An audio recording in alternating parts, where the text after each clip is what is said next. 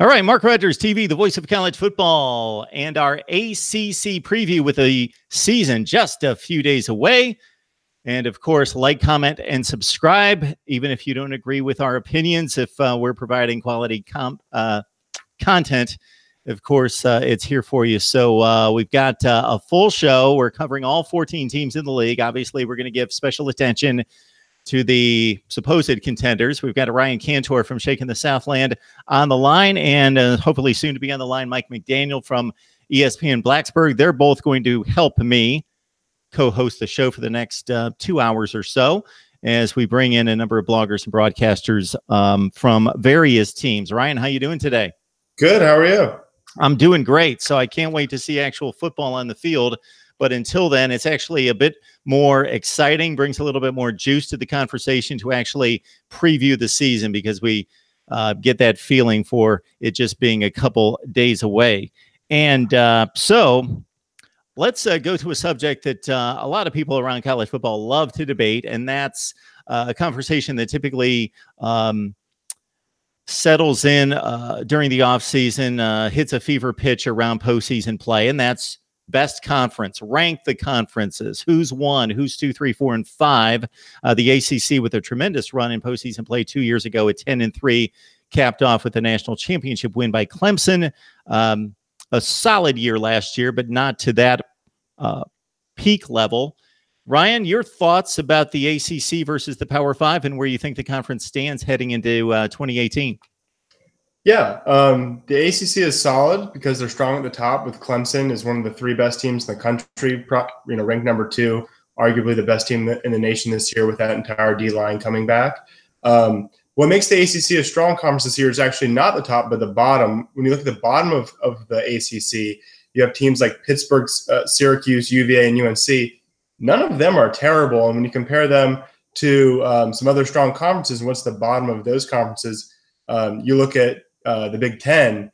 The bottom of that conference is Maryland, who's embattled in a pretty terrible controversy. Minnesota, who's still rebuilding, and Rutgers, who's just not good, and Illinois, who's really, really bad right now. So I think it's actually the depth of the ACC that makes them so good. With that being said, I think the ACC is the 3rd best conference behind the SEC and the Big Ten. All right. We will check in with Mike when he jumps on the line. Mike McDaniel joining us in just a second, talking ACC football for roughly the next 2 hours. We invite your comments on the live chat here at Mark Rogers TV. Ryan Cantor joining us from Shaking the Southland. All right.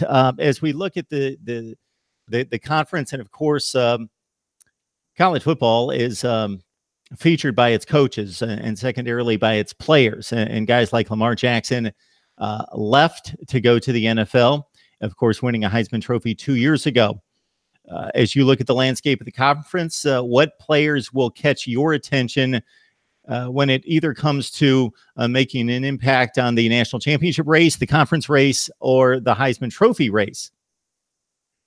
I really don't think there's and feel free to jump in if I'm missing someone, but I don't think there's a great Heisman contender coming out of the ACC this year.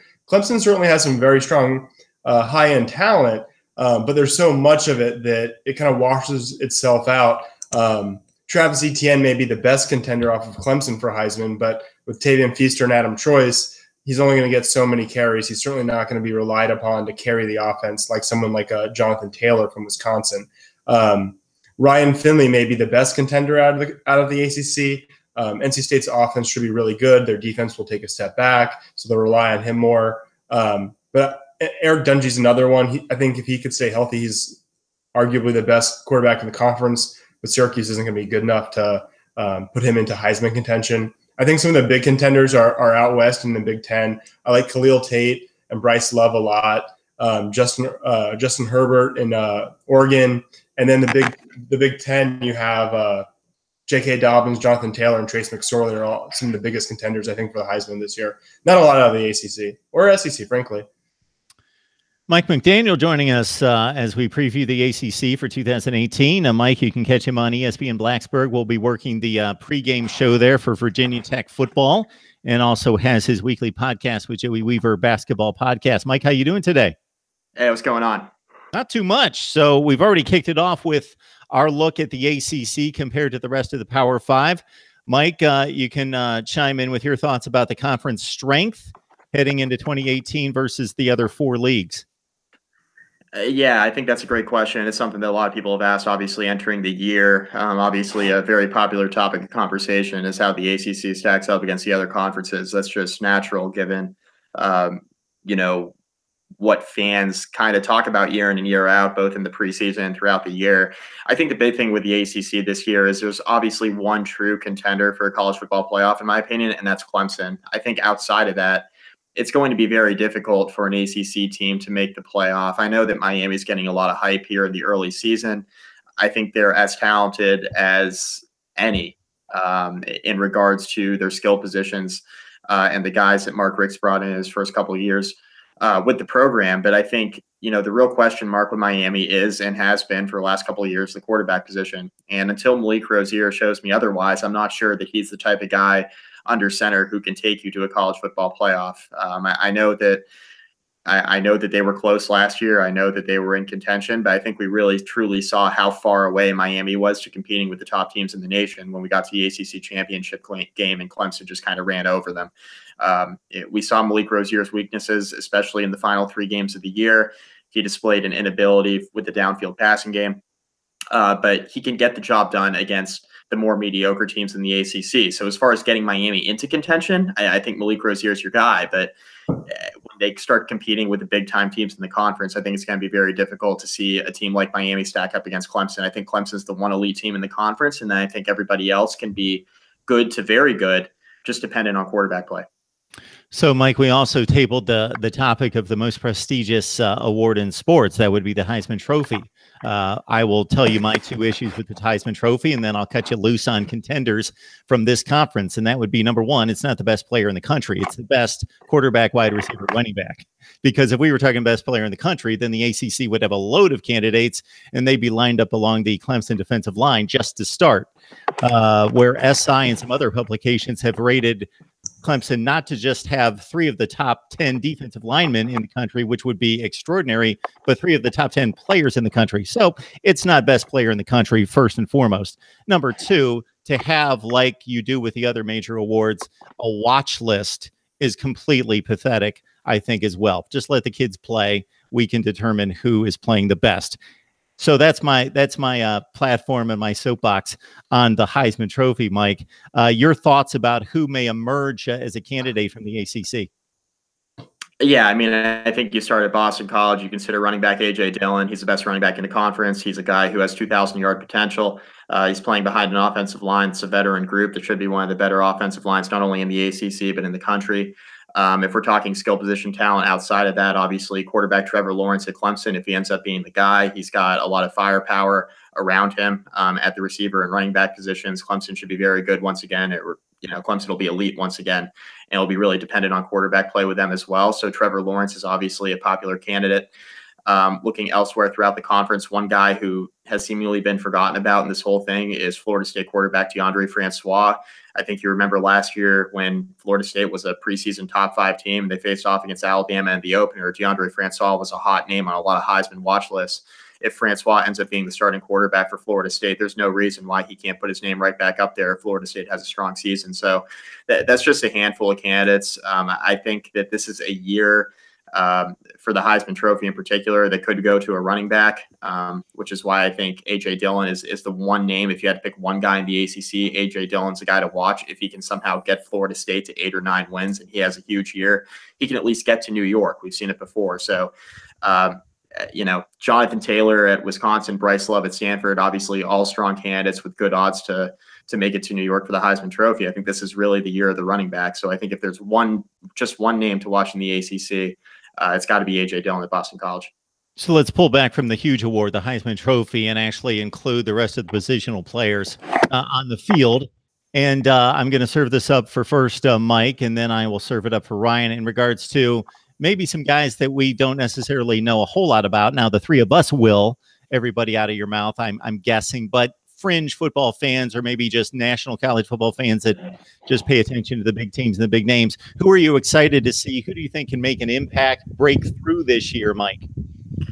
There are a couple names. The one guy that a lot of people have forgotten about, I'm going to stick with the theme of quarterbacks, is Daniel Jones at Duke. Daniel Jones had a really strong freshman year. Last year, he had 16 touchdowns to 11 interceptions. Took a little bit of a step back from his freshman year as he threw more picks, was a little bit less efficient than he was as a freshman as a passer. But Daniel Jones is a guy who has a lot of talent, both running and throwing the football. He's a guy that outside of Duke, not a lot of people know about. I think he's one of the most talented quarterbacks in the conference when he's right. Now, a lot of this depends on offensive line play and the kind of running game they're going to have this year. But I think Daniel Jones is the one name I'd watch. At the receiver position, at Virginia Tech, wide receiver Damon Hazelton. He's a junior college transfer. He's a transfer from Ball State. Sat out last season, of course, due to NCAA transfer rules. He's a guy who's entering the year as a redshirt sophomore. He's getting rave reviews out of camp. A guy who could emerge as Virginia Tech's #1 receiver and could burst onto the scene. So I'm really interested to see how he emerges and how he plays here heading into the year. And then Clemson has a host of candidates, of course, at receiver that I know that Ryan will get into. Ryan Cantor shaking the South Lane joining us, and Mike McDaniel from ESPN Blacksburg and the Basketball Podcast. Please join them on Twitter for their work on ACC and the nation. Before we get to you, Ryan, why don't we squeeze in some Boston College talk? We got Dan Rubin from Eagles Unlimited. Dan and I just had an exceptional conversation, which took me back 2 or 3, 4 years, Dan, just a few weeks ago, as we got us all squared away for Boston College expectations for 2018. And Dan, as we talked about a few weeks ago, you guys are excited, and it has more to do even beyond A.J. Dillon. Yeah, this is going to be one heck of a year. I'm glad we finally got a game week upon us, and boy, it felt good. At least watching a little bit of football yesterday, and seeing UMass was playing yesterday, and they're going to be Boston College's first opponent. So it's time to hit the ground running if you're an Eagles fan, and if you're following this team. There's been a lot of posturing. There's been a lot of talking. For my sake, it's good to finally see the talk finally, I guess, break, so that we can get into the season and get things moving on week 1 and put all that talk, all the posturing, kind of to bed a little bit, so we can get going on the real stuff. It's season. It's football time. I'm excited. All right, guys, I'll let you guys cut loose on Dan and see what you want to ask him about BC. No, I think BC's going to have one of their best teams in a while. Their schedule's just brutal, so I don't know how high their ceiling is, but I think they're going to be really good. I think they're one of the most dangerous teams in our schedule. Dan, can you talk about Anthony Brown for us at quarterback and what we should expect out of him heading into the year? Because the question is always quarterback with Boston College. Yeah, Anthony Brown, he got injured last year. There's no other way around it. He had a kind of I would use the term devastating, only because it ended his season. And anytime you have a severe knee injury that ends your season, I think that's the appropriate term you can use. It's been great to see him building back. Checked out the first couple scrimmages, checked out some of the practices, or the practice time that we've seen with him through the beginning part of the preseason, and all systems are go with him. They've been bringing him along, kind of limiting the amount that he's been using snaps in the scrimmages. But last scrimmage that I know I was at, they ran him out there a dozen plays with the ones, got him back. He's going to be all systems go. So I think it's going to be really interesting to see him get back. He's going to be back to full strength, and see where he can take this offense. Because I think you started to see a little bit of it last year, especially in that Virginia game, when Anthony Brown was really starting to move the ball, had the tempo, had the dual threat ability, and then just as he was starting to break through, his knee blew out, and that was the end of his season. So it'll be really interesting to see him come back from that. By all indications, he is going to be ready to go. And I think the first couple of weeks are going to be very good for him. You're playing UMass on Saturday. You have Holy Cross a week after that. And I think it's going to be, a good couple of tests, because you're playing teams that are both, an FBS independent and an FCS level team, to get him ready for the bulk of the ACC schedule. So I pretty much served it up like this, Dan. I did my preview a few days ago and served up my prediction for BC this year at 8-4 and 4-4 in the ACC, and that's Anthony Brown has to develop and become more like a 60% passer. The schedule's brutal, so you can't do anything about that, as Ryan mentioned. The defense was a top 3 level defense for a few years, took a step back, but you got all sorts of players coming back this season, including Connor Strachan, which is a huge addition coming back to you. So, what are the keys for you? I think it's gonna be really fun just to see how this team can progress and see how they can come together as a defense. They're really strong up the middle. The defensive line is going to be really stout. You have a couple of defensive linemen in Zach Allen, who's going to be very good, who by all accounts could actually have a higher ceiling than Harold Landry, who of course was injured last year, but was the national leader in sacks a couple of years ago. You're combining him with guys like Connor at the linebacker position, Max Richardson, who I think could have a big breakout year, John Lamont at the linebacker position, and straight up the middle to the safeties with Will Harris and Lucas Dennis, who by most accounts are going to be 2 of the best safeties, possibly the best safety combination in BC. Again, I think it's going to be really interesting to see what happens on Saturday against UMass. UMass just dropped 60-odd points on Duquesne yesterday, which, again, it's Duquesne. I don't think anybody's gonna look at UMass and say, well, all right, bring on Bama after playing a team that's an FCS Northeast Conference team. But at the same time, they had success. They moved the ball really well. They scored points. They showed that they had some developing talent. And this is a team that, could contend for a bowl with their schedule. So I think it's going to be a very good test for the defense to get in against an offense that's going to throw the ball, that's going to move the ball with some tempo. You stop them, you get your legs under you, and keep rolling through the first couple of games to get ready for that ACC schedule, which by all accounts is going to be brutal. Dan, I tell you this all the time. Every time we talk about BC football, I'm rooting for you. I am pulling for you. I want BC to win the Atlantic. I do every year. I just think you have a recruiting disadvantage. I want to see BC win. I am pulling for you every week. So I'm in your corner, and hopefully you guys can get the job done. I'm sure Ryan is not on board with that at all whatsoever. But you know what? If there's one team other than Clemson, I hope he would be rooting for us.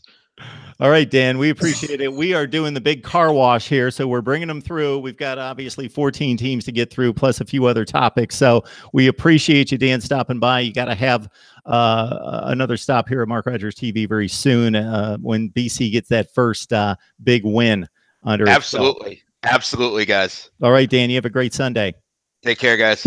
We're going to move on to Wake Forest. This is another team that intrigues me that I root for. Poor Wake Forest. Look at what Dave Clawson's done. This guy is amazing. He's done it at other programs. Now he's doing it at Wake.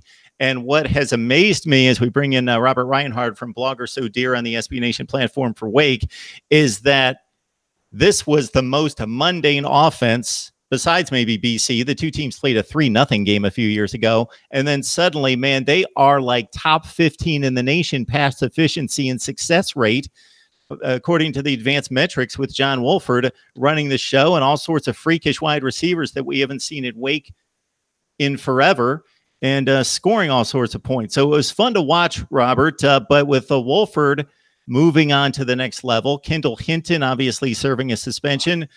Start there for us in your preview for the Demon Deacons. Yeah, been a bit of a roller coaster ride for the Demon Deacons, as you said.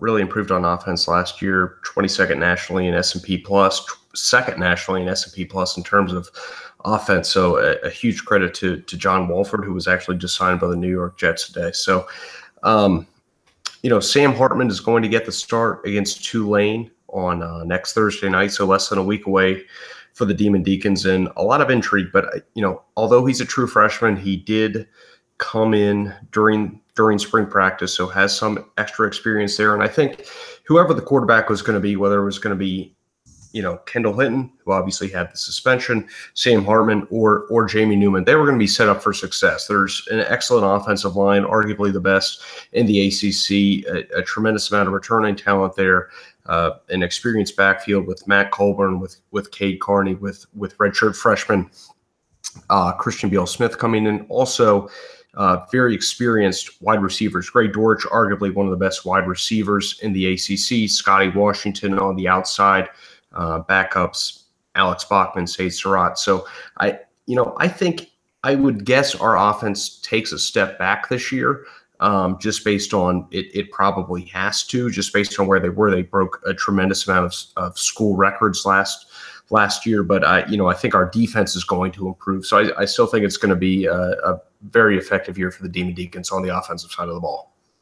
Robert, so a few years ago, Wake Forest was really known for their defense.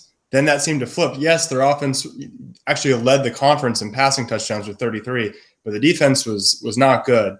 It seems like, and it was a passing offense too with Greg Dortch and Walford. It seems like everything's going to flip this year with Kendall Hinton suspended, but even still being a running QB with all the offensive linemen. Are you guys going to be a running kind of offense with a better defense and more balance between the offense and defense? How do you see seems like you're back and forth between good defense, bad offense.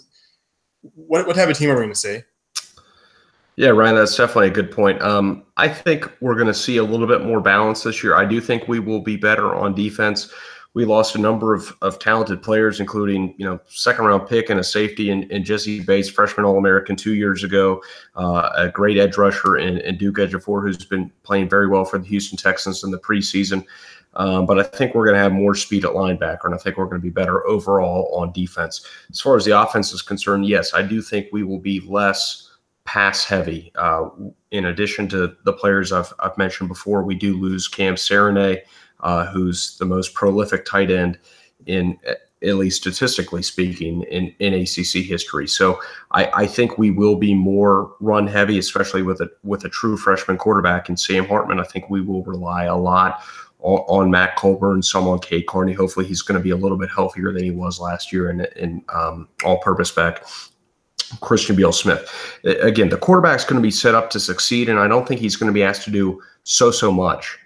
We have a great slot receiver in Greg Dortch. Hand off the ball, just manage the game, and do not turn the ball over. So, I would expect our offense to take a little bit of a step back, but I do think our defense is going to take a step forward. And I think we're going to be a little bit more balanced this year. Probably run a little bit slower in terms of our tempo. But I still think it's going to be a good Wake Forest team, and this is something Dave Clawson said we probably have the most depth that we've had in terms of his entire time here. So I think that speaks to the job he's done in terms of recruiting, the jobs that he's done in terms of developing talent, but probably a little bit less upside. But I think we're going to be balanced across the board. Robert, how big is that game against BC in week 3? Yeah, that's definitely very, very big. I know you just guys had Dan Rubin on, and I'll take some offense to Mark's comments. I am rooting for Wake Forest to win the Atlantic Division this year. I didn't see you pop up there, Robert. That's okay. You didn't know I was there. That's all right. I'm rooting for Wake too. Oh, okay, that's all right. I know Ryan's team's going to end up winning anyway, so it doesn't really matter. But if we didn't, I'd pull for you. You're far too kind. I'm glad our 6 years of friendship has finally led to that. But, I think that is a huge game. That's a huge game, probably a bigger game for BC than Wake, just in terms of bowl eligibility. I know you guys were talking a little bit more about BC's schedule, and I saw that in a little bit more detail the other day. And, yeah, that is absolutely brutal. I mean, but that is a great chance for Wake Forest. We have, a somewhat difficult opening night at Thursday game against Tulane before we take on Towson. So that's a huge opportunity. ESPN primetime to go to 3-0 and get some more national recognition of what the job that Dave Clawson has done. So against a team with, A.J. Dillon, who's getting some Heisman praise, and deservingly so, they have a really strong defense. So those are the games that are going to define us. We have a lot of toss-up games this year. We have toss-up games against Boston College, Duke, Pittsburgh, NC State, Syracuse. A lot where you would say it could go either way. Some Wake is going to be slightly favored. I think we'll probably be slightly favored in the BC game. I'm a little bit more confident than I was a few weeks ago, but That's a pivotal game. If Wake Forest is going to have success in this conference, we're going to have to win games. We're going to have to win recruiting battles against the likes of the BCs, the Syracuses, the NC States, the Dukes. And we're going to be judged far more on those games, honestly, than our games against Clemson and Florida State. So it's a very pivotal game. I'm thrilled to be playing that one at home. We won that game by about 24 points last year, but we were fortunate. We only outgained them by 5 to 10 yards. So it was definitely a misleading game. We got some fortunate turnovers in some critical situations that we turned into points. So huge game early on, and I know BC's getting a lot of hype from the media. So definitely going to be a great atmosphere on Thursday night in Winston-Salem.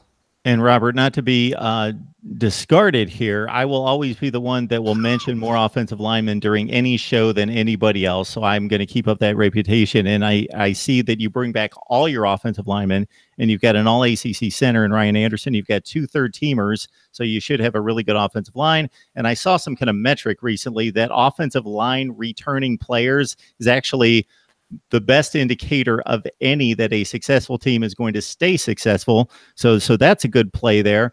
I don't want you to spoil it in case you have yet to place it on the website, but do you have an expectation for this team if you made a prediction? I haven't made an official prediction. I know it was on the basketball conference podcast with Mike and Joey a few weeks ago. I think I said 6-6, 7-5, something like that in the regular season. Yep. We just have so many toss-up games. Honestly, it's a very intriguing season. Honestly, it's the reverse of what we've had. We've had so many games in the past where it's like, well, we're not going to win that one. I think our only game where we truly can't win is, well, we could win it, but it would be a very outside chance to beat Clemson at home. Sorry, Brian. But then, at Florida State, it's going to be a bit of a challenge again, and Notre Dame at home.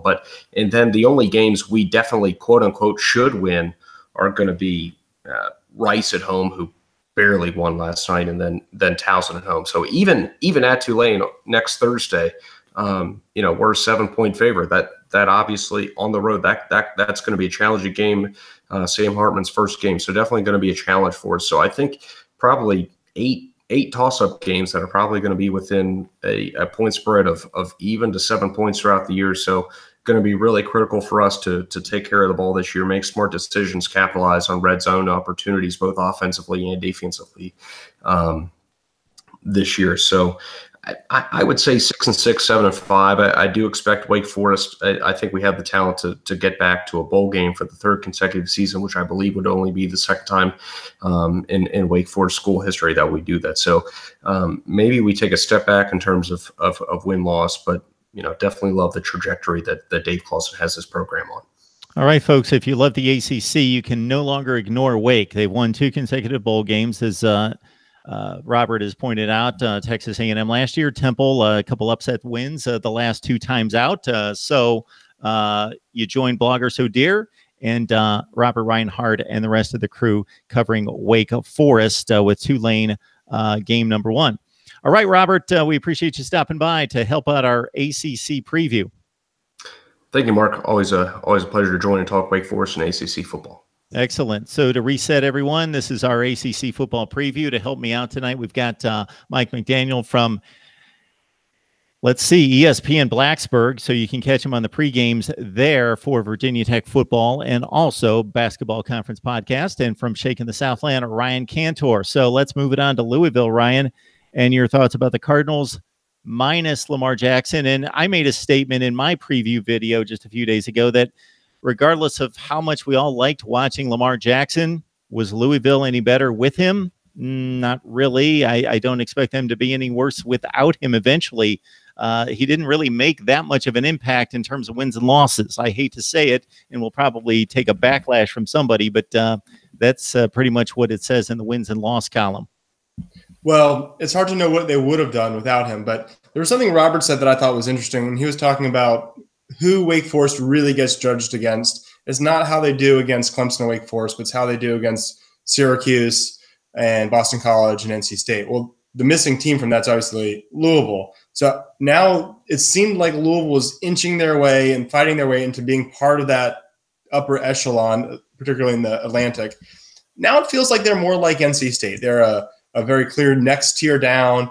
And obviously now they lose the best player probably they've ever had with Lamar Jackson leaving.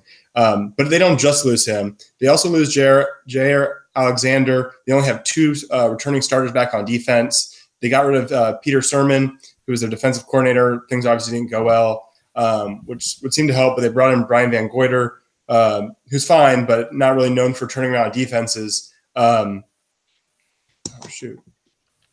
So I think this could be a step back. And I'm not just saying that because Lamar Jackson's gone and so they're going to fall apart. But more so, they just lost a lot on defense. They weren't that good before, and they lost Lamar Jackson. So I think this is a team that's going to be behind Wake Forest this year, kind of towards the bottom of the ACC Atlantic, and that's even with Juwan Pass at quarterback, who I think will be fine. Mike, what do you think? I think everything you just said there about Louisville is well taken. There's always that team in the ACC that kind of jumps up and surprises everybody, and this year it could be a number of different teams because I think that so many teams have so many different – or they have so many similarities in that, you know, they lost a lot of guys who I thought were major contributors on the offensive side of the football, but then in turn, there are a lot of guys who were lost on the defensive side of the ball in a lot of these teams too that, you know, while 8 or 9 starters might be returning, there were 2 or 3 impact guys who are gone. A good example of this is Virginia. Virginia loses their starting quarterback, Kurt Benkert, who was decent in his time in Charlottesville. And then on the other side of the ball, they have 8 returning starters, but the 3 guys who aren't returning are Andrew Brown, who was an excellent defensive tackle for them for quite some time. They lose Micah Kaiser, an all-ACC linebacker, and they lose Quinn Blanding, an all-ACC safety. So, yes, they're returning 8 starters on defense, but 3 of the guys were all-ACC players. So it's hard to kind of handicap what you're going to expect out of Virginia, especially on the defensive side of the ball, where they should be pretty good, but they are losing a lot of guys who are strong caliber players. Offensively, at quarterback, it's going to be really interesting to see what they do heading into the year. They have Bryce Perkins coming in. He's a junior college transfer. He looks great on film, but he's never taken an FBS snap. So there are a lot of questions with a team like Virginia, who has the capability in the Coastal Division to go, I don't know, 6-6, maybe 7-5 at their best. But they could also win 2 or 3 games if they get nothing out of quarterback and the defense isn't any good. So I think that's the problem that you have with a lot of these teams in the conference. Louisville's another one. A lot of guys lost on defense. Breaking in a new quarterback with Juwan Pass, how are they going to play? North Carolina, you feel like they have to be better by default just because they shouldn't have quite as many injuries as they had last year, but they lose Chaz Surratt and a few reserves to suspension for the first part of the year. Nathan Elliott's going to be the quarterback. We'll see how he performs in full duty. Pittsburgh is another team. You have Kenny Pickett, who was a freshman last year, didn't get a ton of playing time. Then as soon as he was thrown in there, all he did was help lead an upset of Miami, and he looked great in that game to close the season. So there are a lot of question marks in the ACC this year, especially on the Coastal side of the divisions. I think the Coastal has more questions than answers heading into the year. Miami seems like the favorite, but I think everybody else has a lot of question marks. Ryan, we failed to get your impact players or your breakout players for the ACC, and then we'll let you take that right into an NC State preview because, of course, Bradley Chubb's gone, the highest drafted player out of the conference, and a defensive front that was second only to, in terms of talent, I don't know about production, but in terms of talent, second only to Clemson in the ACC, and they've got probably the best stability at quarterback for the most part in Ryan Finley. Yeah, so quick comment on what Mike was saying. Totally agree. There's a group of maybe 6 teams that maybe you call like the lower middle class of the ACC, but none of them are really bad. Like even UNC, they were just slammed with injuries. I don't think they're terrible. He was talking about Virginia. A lot of people are projecting them as the worst team in the conference. They made a bowl last year. They're not bad. Even Syracuse, if Eric Dungey's healthy, I mean, they beat us last year when Eric Dungey was playing his best. They could beat a lot of teams when Eric Dungey's actually healthy and playing his best. They almost beat Miami. Yeah, I mean, they just about beat them. So I think the ACC has a lot of depth, which is good because it makes for some fun games when it's not Clemson, Florida State, Miami, Virginia Tech. You know, Georgia Tech, NC State. I know they don't play this year, but like those type of games are actually enjoyable. That's what the Big 12 has enjoyed, so many quality games, even when it's not Oklahoma. As for breakout players, I think the stock answer from the Clemson guy has been T. Higgins. But I actually think there's so many good Clemson wide receivers that the ball's going to get shared around too much for anyone to be too overly outstanding. Hunter Renfro's still there, and he'll have a ton of catches. T. Higgins also has DeAndre Overton, Trevion Thompson, and a ton of other guys, Amari Rogers around him. So I think it's going to be hard for a Clemson wide receiver to just go bonkers with 1,300 yards or anything like that. Some guys that I think are a little bit more under the radar that are worth mentioning. I think Adam Choice is going to get a decent amount of carries and a decent amount of touchdowns and short yardage. We're not just going to rely on Travis Etienne the whole time. We're going to spread that ball around in the backfield a good bit. Over at Wake Forest, I like what they can do with their running backs, Matt Colburn or Cade Carney. They just, as you said, they return all 5 starters on the offensive line, and they're going to be run heavy, and their defense will be better. So I think they're going to run the ball a lot, and they might actually, for the first time in a long time, be good at running the ball. And then one other guy that I feel like should be a big name, but maybe it's just my perception. Maybe he's a big name, but Travis Homer at Miami, and he took over partway through the year when they had injuries, and Mark Walton went down, and he was really, really good. And I feel like people don't talk about him as much as they should. I think Travis Homer is one of the better running backs in the conference and a kind of upper echelon running back in the country. I mean, he's not Bryce Love, but he's a very good running back that I don't think gets mentioned enough. So I want to give him some play here. Yeah, a lot of recruiting people, fans that are always looking at the recruiting rankings are just waiting for the next guy, and that's typically a quarterback. But at running back, it's Lorenzo Lingard, since he was rated by most services the #1 rated running back, and they're ready to supplant a 1,000-yard rusher who ran for like 6 yards a carry just because Lorenzo Lingard is on the roster. But of course, Travis Homer will have much to say about who gets the carries there in Miami, and DJ Dallas, another guy at Miami that will get a bunch of carries. So again, the NC State thought Jalen Samuels gone, Nyheim Hines, guys that made tons of plays and were the bulk of the offense. And then, of course, the tremendous talented defensive front. I don't think the production matched the hype, but Bradley Chubb and company gone from that NC State team that maybe missed a window of opportunity in going 9-4 last year. Yeah, their entire front seven's gone, including their best player, Bradley Chubb. I don't want to be overly negative. I feel like I'm kind of always the down person on NC State, but it just seems every year that someone's picking them to win the Atlantic. They're the dark horse. Last year, they were the dark horse playoff contender. I've already heard on a podcast that watch out for that NC State Clemson upset. They never actually pull it off. I believe they've lost 13 of their last 14 against Clemson.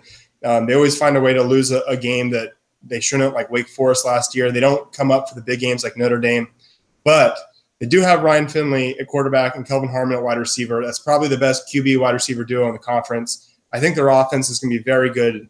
I think they're going to rely on Ryan Finley a little bit more. He was excellent, but he was kind of a game manager in some aspects because they had such a strong defense and they had Hines at running back, 1,000-yard rusher. I think they're going to lean on him more. I think it's an opportunity for him to be one of the first couple quarterbacks taken in the draft. They're really going to showcase him this year because they have to.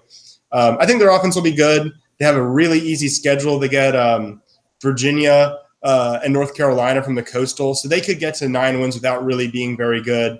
Their game against Boston College is pretty interesting. It's in Raleigh. If they win that, they could probably be third in the Atlantic Division without really being great. I think their defense is just not going to be that great. I think their offense will be awesome, maybe the best in the conference, though.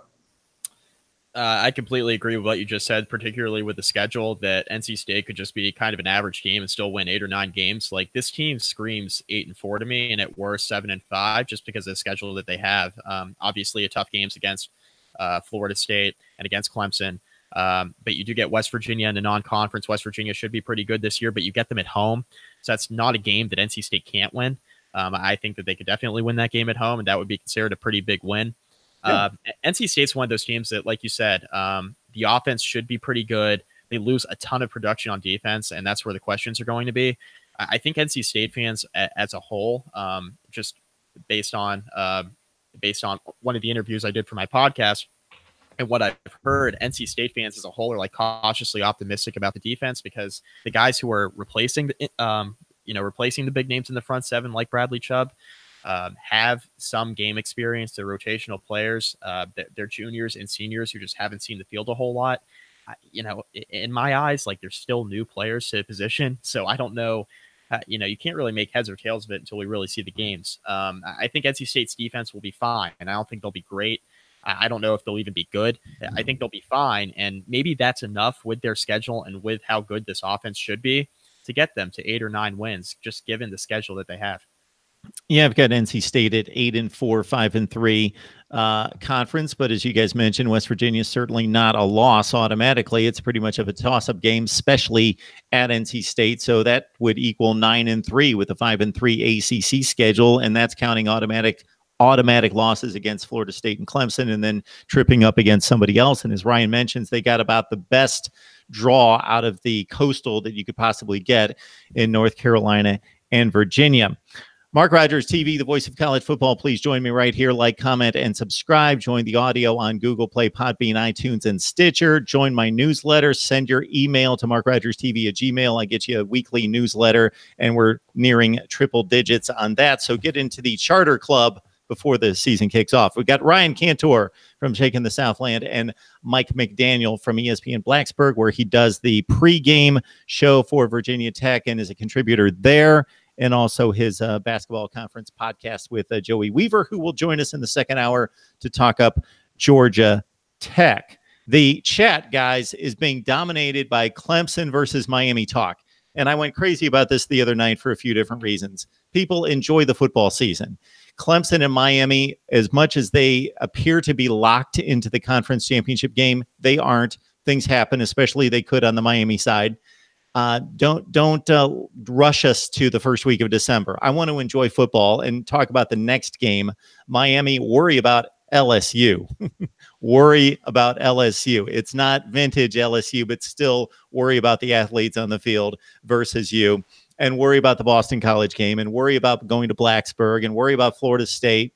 There are some other games, and there's some losable games, in particular for Miami. And, of course, Clemson has gotten tripped up the last 2 years by the likes of Pitt and Syracuse. All right, guys. Ryan, we'll start with you on the look at the orange. And this is probably, as we talk about dividing time for each one of these teams, we probably squeeze the orange a little bit here in regards to time. But we got to mention some Syracuse football. Yeah. Quick comment on what you were talking about before. We've talked a little bit about how Clemson's the only contender in the ACC for national championship, and you were just talking about LSU. Bud Elliott had a piece out about blue chip percentage that I think is really telling and a very strong predictor. Clemson has 61% of their last four recruiting classes were considered blue chip recruits. LSU, who you're reminding Miami fans to worry about, 63% of their last four recruiting classes have been blue chip recruits. And Florida State, even with their struggles last year, 67% blue chip recruits. So I think Miami has a much higher floor than those teams. They may not have the ceiling that those teams have. Now, as for Syracuse, again, I think their offense is going to be good. I think Dino Babers has a great system. But a lot of it's going to depend on the health of Eric Dungey. I think he's arguably the best quarterback in the conference. I'd give it to Finley just because of the stability. But Dungey has a ton of upside. I mean, if he had a team around him like Clemson, it'd be unbelievable. But if he's healthy, they return 8 starters on offense, 6 on defense. They have a reasonable schedule. I think Syracuse, we have them circled as one of the 3 worst teams in the conference probably. But could they win 7 games? Could they be a quality? Absolutely they could.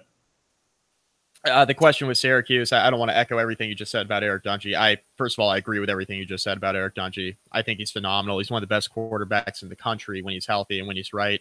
The question is, I guess, with Syracuse, defense, because the defense has just been really, really poor the last few years, even with Dino Babers and his new offense and everything that was all flashy about the hire. The defense still hasn't been very good, and the running game. They need to take a little bit of pressure off Eric Dungey. I think a large reason why Eric Dungey has been hurt is because he's had to carry a lot of the load as a runner.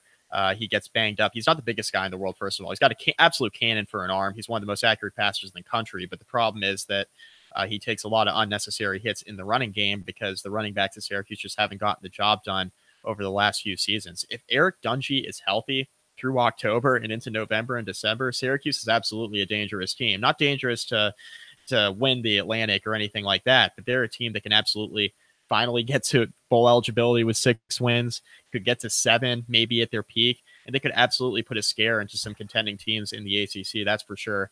We've seen them pull 2 big upsets the last 2 years. They welcomed Virginia Tech to the Carrier Dome 2 seasons ago in 2016, upset a ranked Virginia Tech team there, of course, pulling the upset against Clemson last year in the Carrier Dome.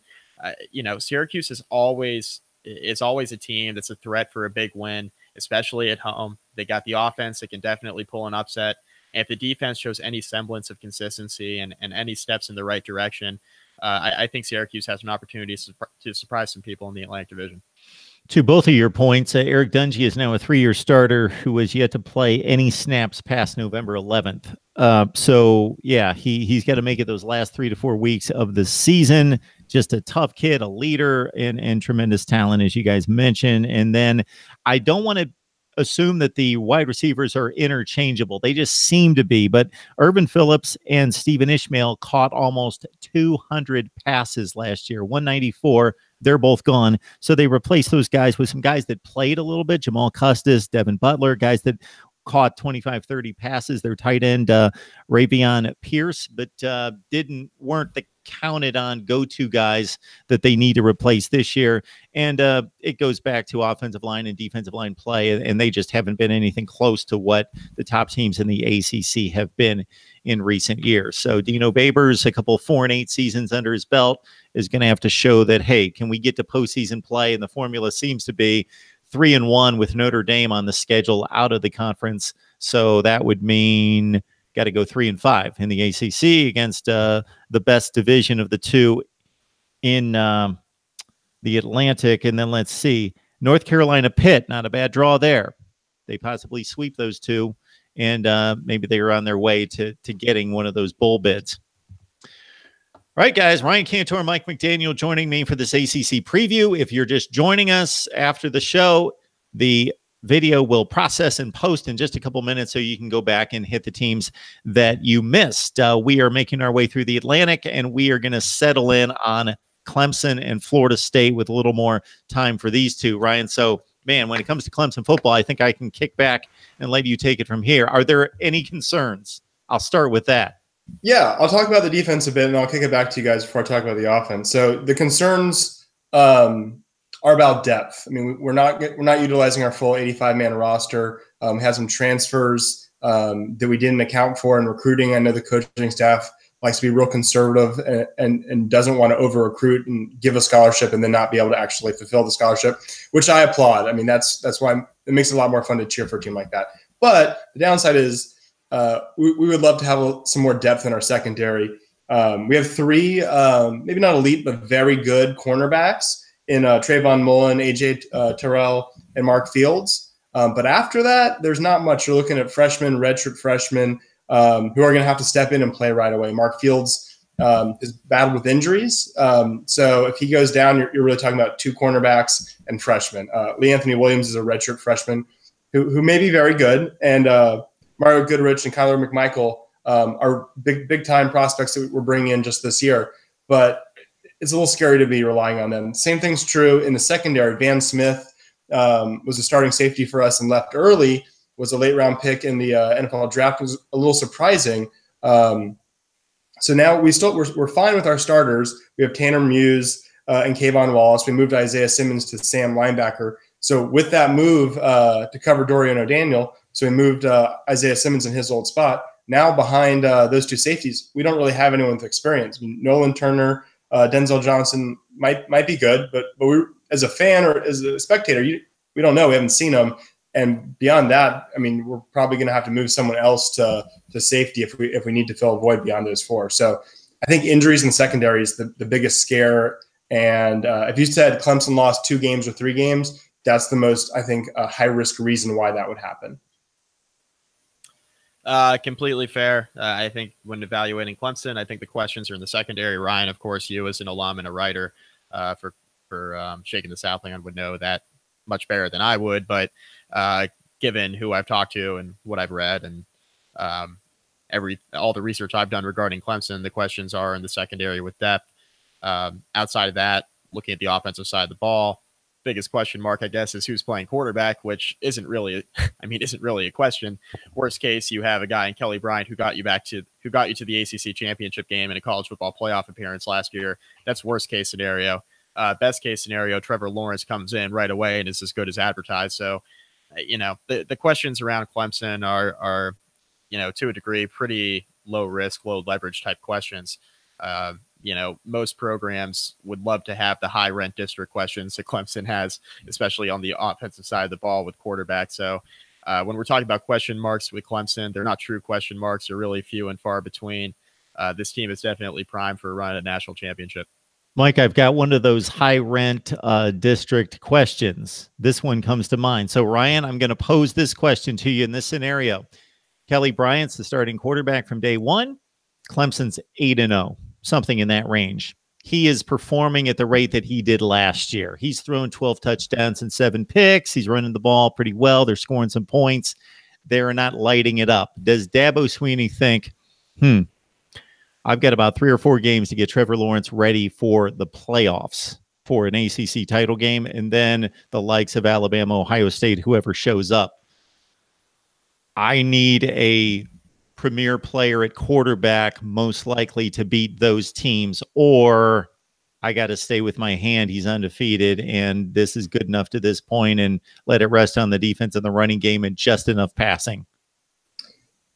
Yeah, I don't think that's out of the question. I think it's a pretty – now, he did have a horrible spring game, but I think it's a pretty big jump to just assume Kelly Bryant won't improve at all between his junior and senior years. I think he could improve, and I think the best-case scenario is either that Trevor Lawrence comes in and is great, or that Kelly Bryant continues to progress as a player and takes his game to the level that we were talking about Trevor Lawrence being.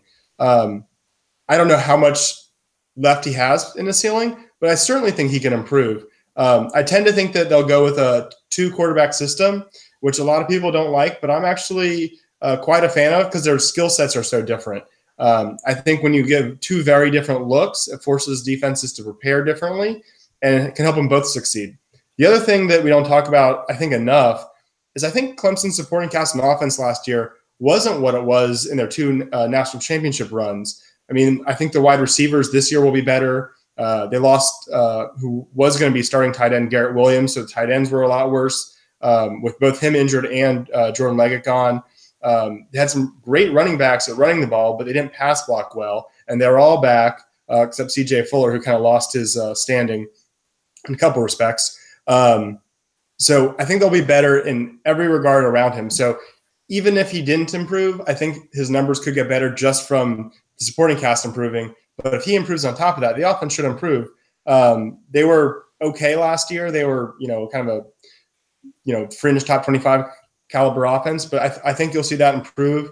And I think it has to improve. If it's just the same and he shows no improvement, then absolutely they could consider going to Trevor Lawrence, and they should. But I don't think it's out of the question that Kelly Bryant can just actually grow as a player.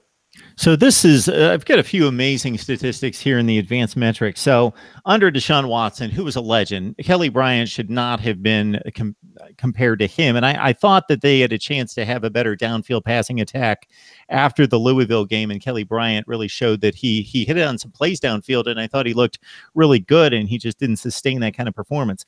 But this was based on all the advanced metrics, the number 2 offense in the country, with Deshaun Watson, and they slid all the way to 45th. And again, to compare anyone to Deshaun Watson, who again is a legendary player in college football, with what he accomplished isn't necessarily fair. I did find it interesting, and I don't know that this really jives, that with Etienne and Feaster's success, that they did not perform well in certain short yardage situations in terms of the advanced metric run meters, and on first down, that they really didn't help out Kelly Bryant there either. So those are maybe some things to work on. Yeah, I think we were a little predictable on first downs. And I think the offense wasn't quite as bad as some of those metrics may point to, because the defense was so dominating. Sometimes they just, we call it turtling up. They just took their 10-point lead and just ran it into the ground.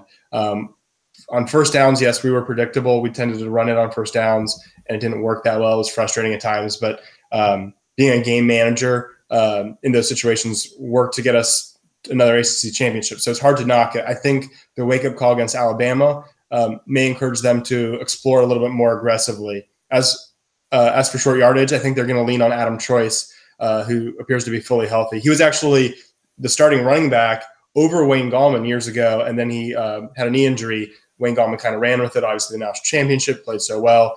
Well, this is the last year for Adam Choice, and I'm really hopeful we can see him he's not going to steal all the carries from Travis Etienne or Feaster, but play a real role and get some touchdowns and win a championship that he's, heavily involved in. Jackson Carman is kind of the poster child for just the bevy of recruited talent on the line of scrimmage on either side, stolen away from Ohio State, and considered the best left tackle coming out in the signing class. 76 offensive line starts, and you would be able to throw out the names past the frontline stars on the defense that are just stacked up as 4 and 5 stars, going like 7 and 8 players deep. It's just crazy ridiculous. Yeah, especially a defensive end. We were looking at depth chart the other day, and I think they listed 9 different guys. It's like you can't play 9 different guys. They're talking about scooting one over to the 5 tech, or I guess the 3 tech, but for defensive tackle, just because he needs to play, he deserves to play, and there's just too many good defensive ends. Jackson Carman isn't listed as a starter on the offensive line. He'll certainly get some snaps, but we return some good players on the offensive line. So, a lot of it's going to be culture. There's a lot of really deserving players who deserve to start who won't start, and that's something that you need a good culture to manage.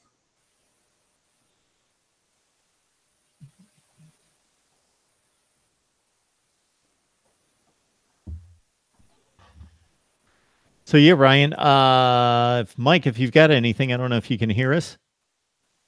Oh yeah. I mean, okay. I'm still here. Yeah, got anything else with Clemson before we let Ryan go? Oh no, I mean nothing really else with Clemson. I think their absolute floor in the regular season. Clemson always loses a game. We're not expecting them to lose. I guess that's their floor is 1 loss. I just think defensively they're too talented. Especially in the front 7 with the defensive line. They got the playmakers on offense. There's just so few weaknesses on this football team. I just really have a hard time seeing them lose any more than 1 game in the regular season. I think if they lose 2 games, something crazy's happened. And then if if they lose 2 games, maybe Florida State gets into the mix in the ACC. Maybe they've upset Clemson. Clemson loses 1 other game. Even in the national championship year with Clemson, they had a couple close calls in the regular season. So it doesn't mean that Clemson is not one of the most talented teams in the country. I think they are, but I think if they lost 2 games, while it would surprise a lot of people and shock a lot of people, I think that the ACC, because of its depth and because of how talented a lot of these teams are top to bottom, I think there could be a couple upsets that happen throughout the year that would be surprising, but maybe not shocking. Yeah, I think that's fair. I think to have 2 losses would either be would certainly be a big disappointment. I think anything short of winning the conference would be a really big disappointment. To get to 2 losses, I think you'd have to see either a bevy of injuries or Florida State really hitting their ceiling, which they could do. They've got a ton of talent. To our previous conversation, we were talking about Francois as a dark horse Heisman guy. I think Cam Akers is actually a guy that I should have mentioned as well in that conversation. So I think 11-1 with kind of a you fell asleep loss to Boston College or something like that, I think is a reasonable prediction.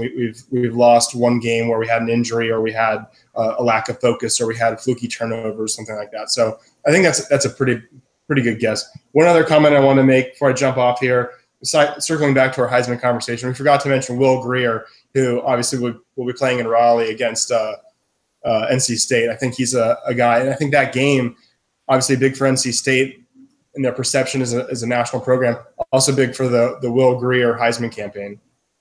He is Ryan Cantor from Shaking the Southland. Please join him and the rest of the staff there for the Clemson football take as they get started against Furman this Saturday, and then visit old nemesis Jimbo Fisher in Texas A&M in week 2 at Kyle Field at College Station. Jimbo had thought he got away from Dabo and company, but he's going to have to face him the next 2 years with maybe not quite the personnel to get it done.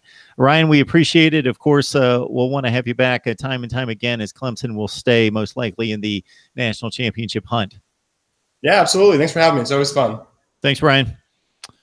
All right, Mike, you ready to do some heavy lifting here for the next hour? Let's do it. All right, here we go. We go to the Coastal. We're going to grind it out through the Coastal, the lesser of the 2 divisions here. But yes, still, very, very much the lesser of the 2.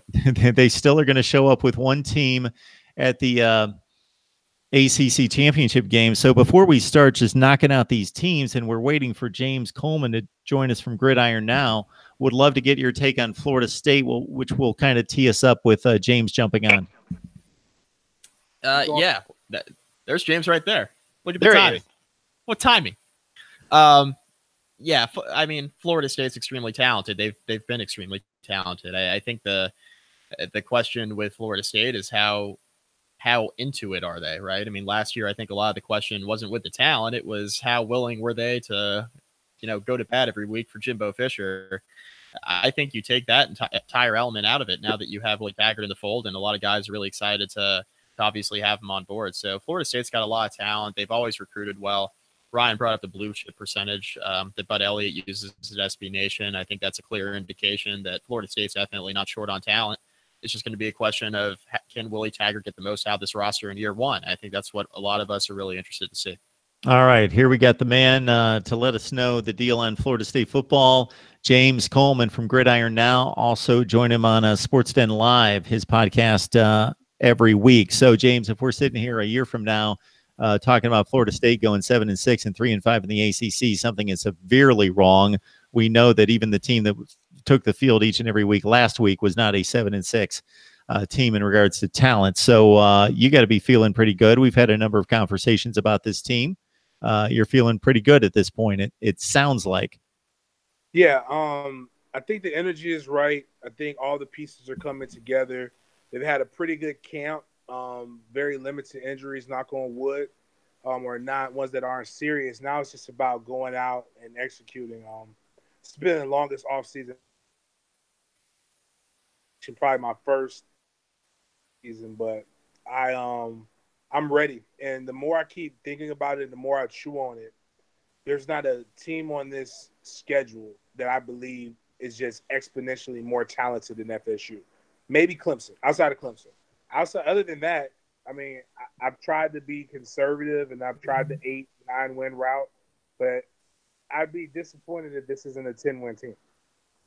So we actually had Ryan Cantor, who just jumped off from Shaking the Southland. He gave us a stat from Bud Elliott that said that Florida State was actually the more talented team, according to the recruiting rankings, which of course are flawed, but still they give us a good measurement. But based on 4 and 5 stars, and then based on their level of 4 and 5 stars, actually there was a higher percentage of Florida State 4 and 5 stars on the roster than Clemson. So it's a talented enough team. Yeah, but I look at the development and Sure. and what they do. And Clemson has four first round grade defensive linemen, so I have to give them the props with that. But when you watch the Clemson game, and Clemson has won the last 3, they've come down to the wire. Like even last year, the score shows something different than anybody who watched the actual game. The year before that, Freddie Stevenson gets called with a high-low, which I have never heard of one player getting called for a high-low block that returns a touchdown from Dalvin Cook. So, I mean, the games have come down to the wire, but I'm going to respect the champion until we beat the champion. But when I look at Miami, when I look at Virginia Tech, when I look at even North Carolina State, which is one of their better teams, when I look at Boston College, one of their better teams that they've ever had, I still can't, without being falsely humble, without false humility, say that those teams are just better than FSU, besides the fact that they've got a coach that's been there, which to me doesn't mean anything. All right, James, we talked about the quarterback position on my podcast a couple of weeks ago. Is Florida State any closer to naming a starter? Who's it going to be? Yeah, Josh Newberg with 247 leaked it out. That's DeAndre Francois. It's DeAndre Francois. I mean, it's been that way for a while. And Taggart saw some things in him that he liked.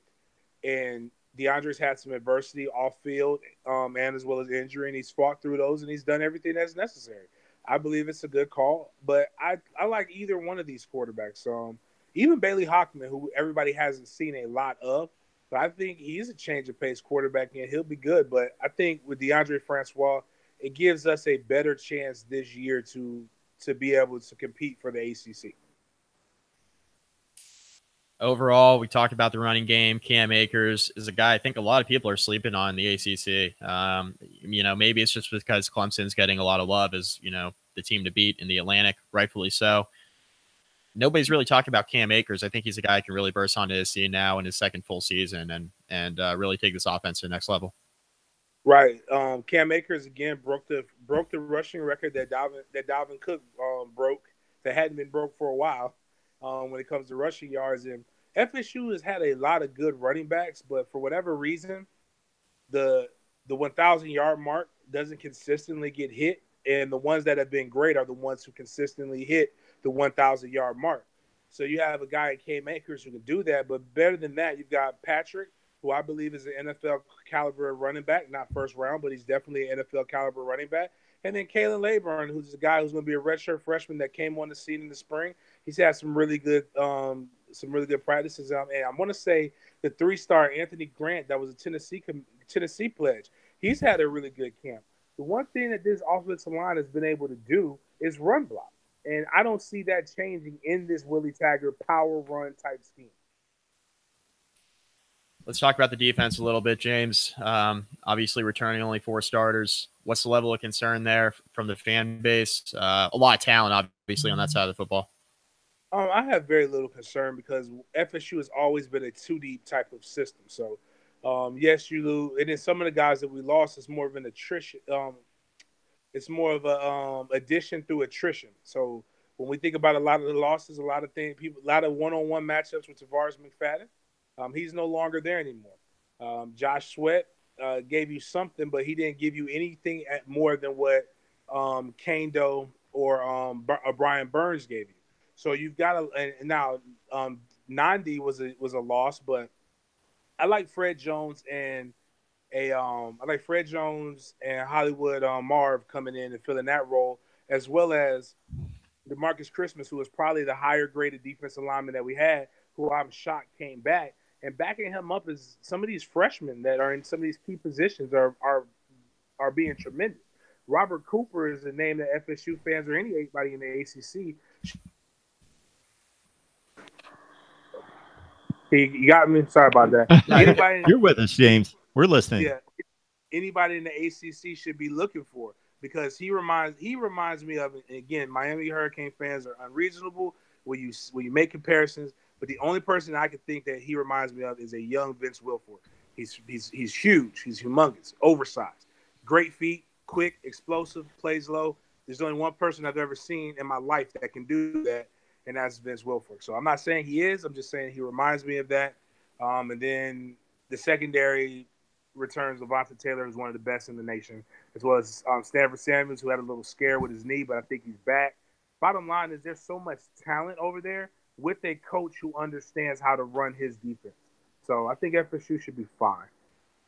James, there's so much talent churn in college football with personnel coming and going and getting injured and missing a season or most of a season that, we don't get familiar with a ton of players. So we got to keep up with it constantly. And they just become names and numbers on a sheet, an off-season projection for such a long time. So not necessarily the best players on both sides of the ball, but who are you excited to see on offense and defense for this team? Tamara Terry, DJ Matthews, Kalen Laburn on offense, obviously Cam Akers, but Trey McKitty, the tight end. I'm interested to see how the tight end works in this Gulf Coast offense. Defensively, Brian Burns, who at this point reminds me of one of my good friends and former teammates, Cameron Wembley, Levante Taylor, and I want to see if Dontavius Jackson takes that next step. Those would be the guys on defense that I'm just really excited to see. Mike, anything else for James? No, I think I'm good. Really excited for the opener, James. I'll be down there. Oh, really, man? That's right. Listen, people, man. You got to make sure you hit me up, man. You got my number, right? Yep. I'll hit you up, man. Look at this. We got some Virginia Tech, Florida State little tailgate action going on here. This is good stuff. Little tailgate action going. Beautiful. All right, James. We appreciate it.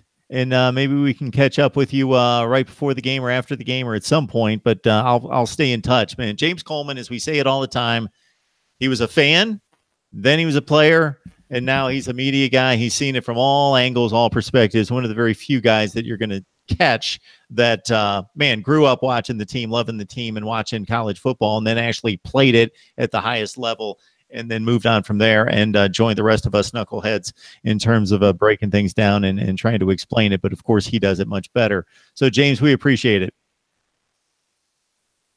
Make sure, hey, everybody who big game James 3-6, we got the big game experience. I'm actually giving away a ticket to the Virginia Tech game. So if you follow me, follow that. You might be able to get into the game, into the hottest ticket in Tallahassee. Very cool. All right, James. All right. You have yourself a good rest of your weekend. Yes, sir. All right, let's now we can dive into the Coastal, Mike. Here we go.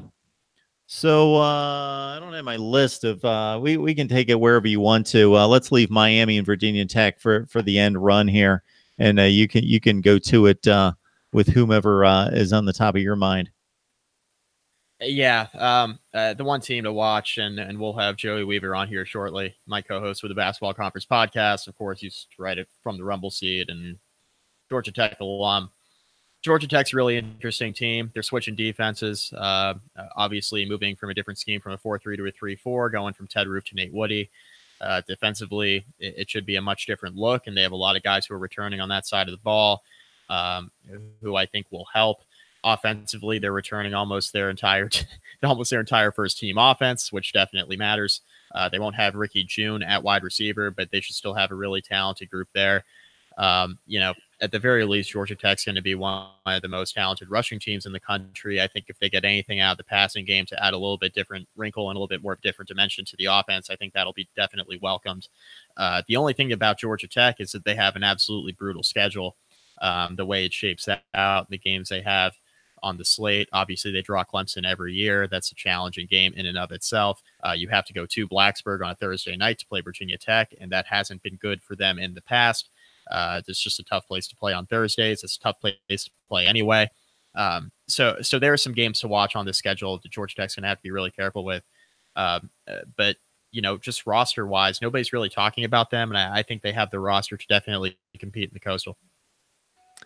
Yeah, so Georgia Tech riding a roller coaster in recent years. If you go back to 2014 with 11 wins, an Orange Bowl upset of Mississippi State, then they plummeted to 3-9. Then they come back to 9-4 with a bowl win against Kentucky, and then back down to 5-6.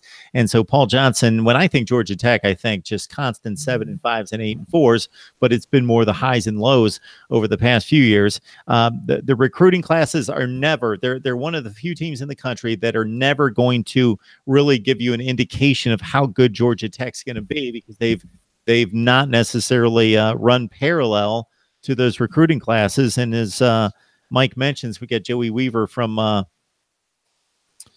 Basketball Conference podcast there joining us very soon. Now, Mike, of course, and we'll tee this up for Joey when he jumps on, is that when you think Georgia Tech, you don't think the pass game is relevant because they only throw it 15 to 20% of the time. But actually, it's very relevant. And the better Georgia Tech teams, they complete 50% of their passes, and they complete for bigger yardage plays than basically anybody in the country. And that was void from the offense last year when Taquan Marshall only completed 37% of his passes, decent TD to pick ratio, but they just didn't have that consistency of hitting those 3 or 4 passes that they needed every game. And one of the most odd statistics I came across in prepping for my prediction videos and this show as well, Ricky June takes with him 25 catches from last year. Big deal, right? Well, they only completed 43 passes. So 25 went to Ricky June, and he's gone now. So they have to come up. They typically have one guy that catches most of the passes. DeAndre Smelter comes to mind, and going way back, obviously Calvin Johnson, but a few guys in recent years. And it was Ricky June the last few years, and now he's gone. So they're going to find a wide receiver who's going to catch like 15 or 20 passes for like 25 yards per reception, and he's going to be the guy. And that guy's kind of unknown right now. But, yeah, it'll be interesting to see what Tech does and if they bounce back from a 5-6 season that was odd in that they didn't get to play Central Florida that game canceled by the hurricane, which possibly could have put Central Florida in jeopardy of losing a game, and Georgia Tech, it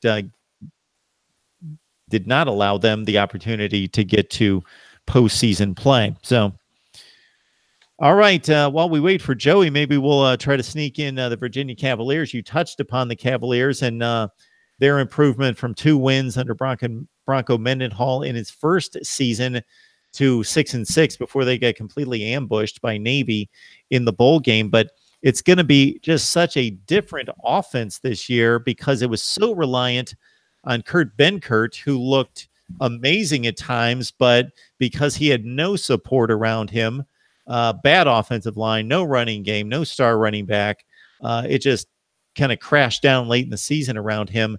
And now, from all indications, Bryce Perkins, that dual threat guy that Bronco is more comfortable with, a la a Taysom Hill, and he's going to be more into that RPO type read and that type of offense this season at Virginia. Yeah, I mean, Bryce Perkins is a very talented player. He's a dual threat guy, which adds a little bit more of a wrinkle to the offense. Kurt Benkert was a little bit of a dual threat guy, at least more so than, Matt Johns, I guess, going back a few years. But yeah, I mean, Bryce Perkins is a dual threat guy. He's definitely got the raw talent and ability. He's a junior college transfer, hasn't taken a snap at the FBS level. That's obviously important when evaluating a team that's going to compete in the ACC. So it's essentially a freshman quarterback stepping in there. His first case of real big time college football. So that'll be interesting. Running the football, certainly a question. That'll be something to watch with Virginia, as it usually is. They do have some receiving talent remaining on the outside. Olamide Zaccheaus is back for his senior year. He's going to be the premier pass catcher, as he has been for the Cavaliers the last few seasons. I mentioned the 8 guys returning on defense, but you don't return Andrew Brown, you don't return Micah Kaiser, you don't return Quinn Blanding. Obviously, that matters, but you do return 8 other starters. Virginia should still have a pretty strong defense overall, even though the star power might not be there as it has been in years past. Virginia is an interesting team. There are a lot of unknowns, primarily on the offensive side of the ball. Do they have enough firepower to get past the better teams on their schedule? That's the real question. I think their defense will be good enough to keep them in a lot of tight ACC games. They're, like most teams in the Coastal, they have a lot of games on their schedule that are winnable, toss-up games, especially in the Coastal Division when you're playing Pitt, when you're playing North Carolina and Duke. They're still looking for the elusive win against Virginia Tech, going damn near 15 years later. They're still looking for that win against Virginia Tech. So Virginia's got a group that's, I don't want to say talent-wise they're as talented as the other teams in the Coastal, but they're a team that can definitely compete for a bowl game. Hell, they got there last year, and they're still returning a lot of production on both sides of the ball, and should have enough there, especially in the toss-up games in the ACC schedule, if they can get a couple bounces go their way, to definitely return back to bowl eligibility. I don't think they're that far off. So, Mike, this is how they get to a bowl game. Just look at their non-conference schedule. It's the weakest in the conference. They've got the one game against Indiana. That's very winnable. They did lose to the Hoosiers last year, but otherwise, Richmond, Ohio, Liberty, 3 wins. They have to be. Otherwise, it's real trouble.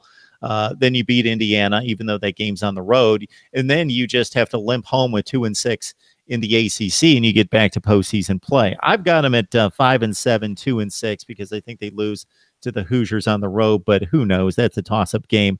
But still a lot to be determined in regards to Bronco Mendenhall's building of this program. He's got a long way to go, and he's a guy that certainly won consistently at BYU, and the recruiting classes are getting better and have been decent. So Virginia, again, they lost NFL talent on defense, and it could be maybe a step back before they continue some progression under Bronco Mendenhall. All right, let's get back to Georgia Tech football. We got Joey Weaver on the line, the other half of the basketball conference podcast. So I'll distribute the ball where I feel it needs to be. So we'll see if Joey's got the hot hand. He should have the hot hand, because this is all about the Yellow Jackets. So Joey, 11-3 Orange Bowl, boom, 3-9, 9-4. You win a bowl game, 5-6. Where's this program right now? Let's just say it's on a hell of a ride.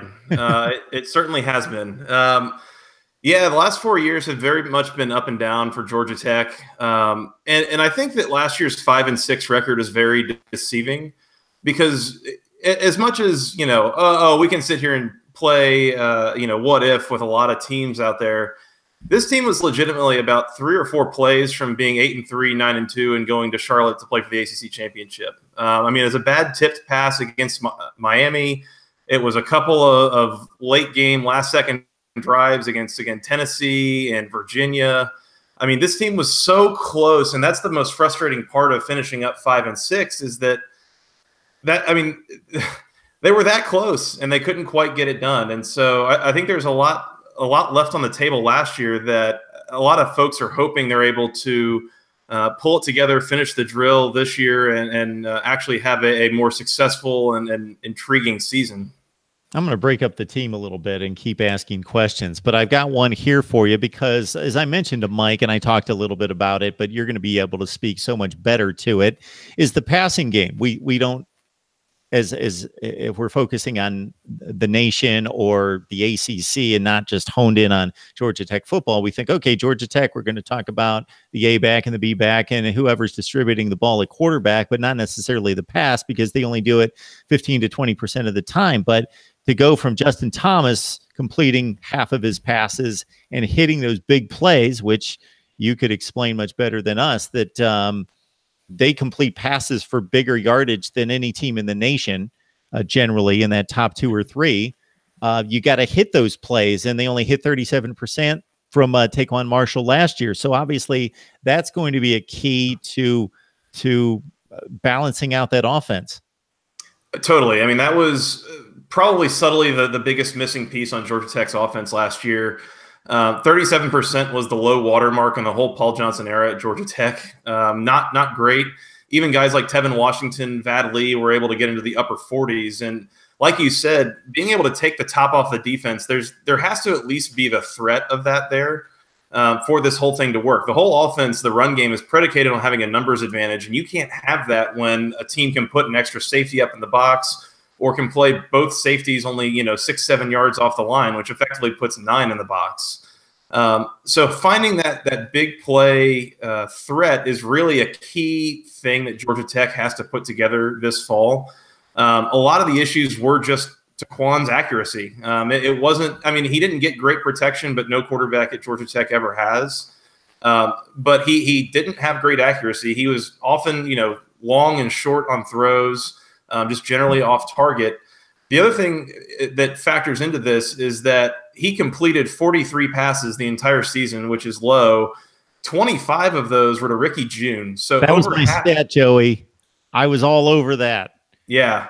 That was my stat. Okay. Yeah. Over half of those passes completed on one guy, and that was a senior, and now he's gone. And so I think there's a lot of young talent on this team. Brad Stewart's the incumbent old man, we'll say, but he's not like a real burner, a real physically gifted guy, that's just going to wow you. He's very consistent, good hands. He'll block well. He knows the offense, but he's not going to be a game breaker type of receiver. So they're going to be looking to a Steve Dolphus, a Malachi Carter, someone. Jalen Camp is another name that's been coming up. They're going to need someone to step up and take on that big play threat. Or maybe get a little bit more out of the A-back passing game than they have in the past, because you're absolutely right, Mark, that the passing game is the difference between this offense really humming and going great versus kind of struggling to find its way and really struggling to hit big plays down the field, which, whether people realize it or not, this is somewhat of a big play offense, and they need those big plays to really get momentum going and really accomplish a lot. All right, Joey, let's talk about the defense. You and I have talked about this at length, but let's do it for the purposes of the show. Mark, as you know, Joey and I have the Basketball Conference podcast. We record it a couple times a week. Shameless plug. Mm-hmm. Let's talk about the way. You guys are bailing me out here with the ACC preview, but I would love for you guys to actually explain this to people before you move on with the Georgia Tech analysis. Happy to do so. ACC has been largely called a basketball conference, and then people remember that we play football here too, and we're actually pretty decent at it. North Carolina and Duke, of course, leading the way with how good of basketball schools they are, and they have football teams that really most years aren't all that bad. So, yeah, that's the origin of the name for the podcast. Joey and I were throwing names back and forth. Once we got to basketball conference, it was settled. That was it. We were done. It didn't hurt growing up in SEC country too, where there wasn't a whole lot of respect for the Georgia Techs and UNCs and NC States of the world. So that's a little bit of where that comes from as well, is coming from that southeastern portion of the conference where there's a lot of in-state rivalries and there's not a lot of respect for the talent that comes from the ACC when compared to a lot of SEC foes. So coming from a guy who's playing the YouTube game and trying to gain, obviously, the views and the subscribers, you guys understand you're playing an uphill battle when it comes to search engines. Entirely, yeah. No, I especially so living in Texas at this point, I have a lot of coworkers that I tell them, oh, I've got a podcast. It's a college football podcast. Oh, cool. Is it on iTunes? Yeah. What's it called? Basketball Conference. But you said it's a football podcast. Yeah. And because they're all Texas A&M people, I don't want to bother explaining it to them, but you're absolutely right that it's probably not doing us any favors, at least in that regard. All right. You guys can take it away on Georgia Tech for a few more minutes. Then, Joey, we're doing heavy lifting. 14 teams, so we got to make our way through the Coastal. Oh, damn. Georgia Tech's defense. What do we got? That's really the only thing that matters, in my opinion. It's a great question. I think at the very end of the day, what you got to think is it's going to be better than last year. You go look at a lot of the rankings, and they didn't rank exceptionally poorly, but just the eye test told you that they were not getting the job done, especially at the end of halves. There were a lot of, it's basically the other team gets the ball left with a minute and 15 seconds, or with a minute and 15 seconds left until halftime. They were pretty much inevitably going to score. They were like the worst red zone defense in the country. I think there was only one red zone possession the entire season that a team didn't score, and most of them ended up in touchdowns. So it was a very frustrating season. They're changing scheme, going away from Ted Roof's 4-3. He's moved on to NC State. They bring in Nate Woody out of Appalachian State, who's put together a lot of really good defenses with, lesser talent up there in App State. What he's going to bring in is a 3-4. It's a little more aggressive. It's fairly simple. I think a lot of Georgia Tech fans would remember back to Al Groh's 3-4 defense back in the early 2010s. That didn't really work out great, and that really put a lot of pressure on certain types of personnel, particularly having like a big 320-pound nose tackle to eat up multiple gaps up front. And Georgia Tech just never was able to bring in those types of players. Nate Woody, on the other hand, is actually looking for some smaller types of defensive linemen that can only manage one gap, but can kind of shoot through, blow up plays in the backfield, create negative plays, create a lot of turnovers, those kinds of things. And I think that, yeah, there's going to end up being more home run balls, more, long plays where they get gashed. But I think at the very least, by creating turnovers, by creating some 3-and-outs with negative plays and that kind of thing, it might actually play in better to Georgia Tech's overall team strategy. Let the offense eat up the clock and slow down the pace. And meanwhile, just try to get the defense off the field as quickly as possible, either, for better or worse. Now, as far as what you're going to get personnel-wise, it's still a lot of it's being sorted out, both in the front seven and even in the back four. Front seven-wise, there's a lot of depth and experience on the defensive line. It's more a matter of how much top-end talent there is. With the linebackers, there's a lot of turmoil in terms of who's going to be playing. There was a lot of nickel sets last year, so you only really had 2 or 3 linebackers that played most of the snaps throughout the game. Brant Mitchell's obviously the returning captain on the defense. Really good linebacker, should be making even more tackles in this new scheme. But beyond that, there's a lot of guys that are kind of being jumbled around different positions. So we're going to be curious to see kind of what comes from all that. The secondary is also a bit of a personnel question in that there's a lot of turnover there. Basically, the top 5 or 6 guys in the secondary from last year, all gone.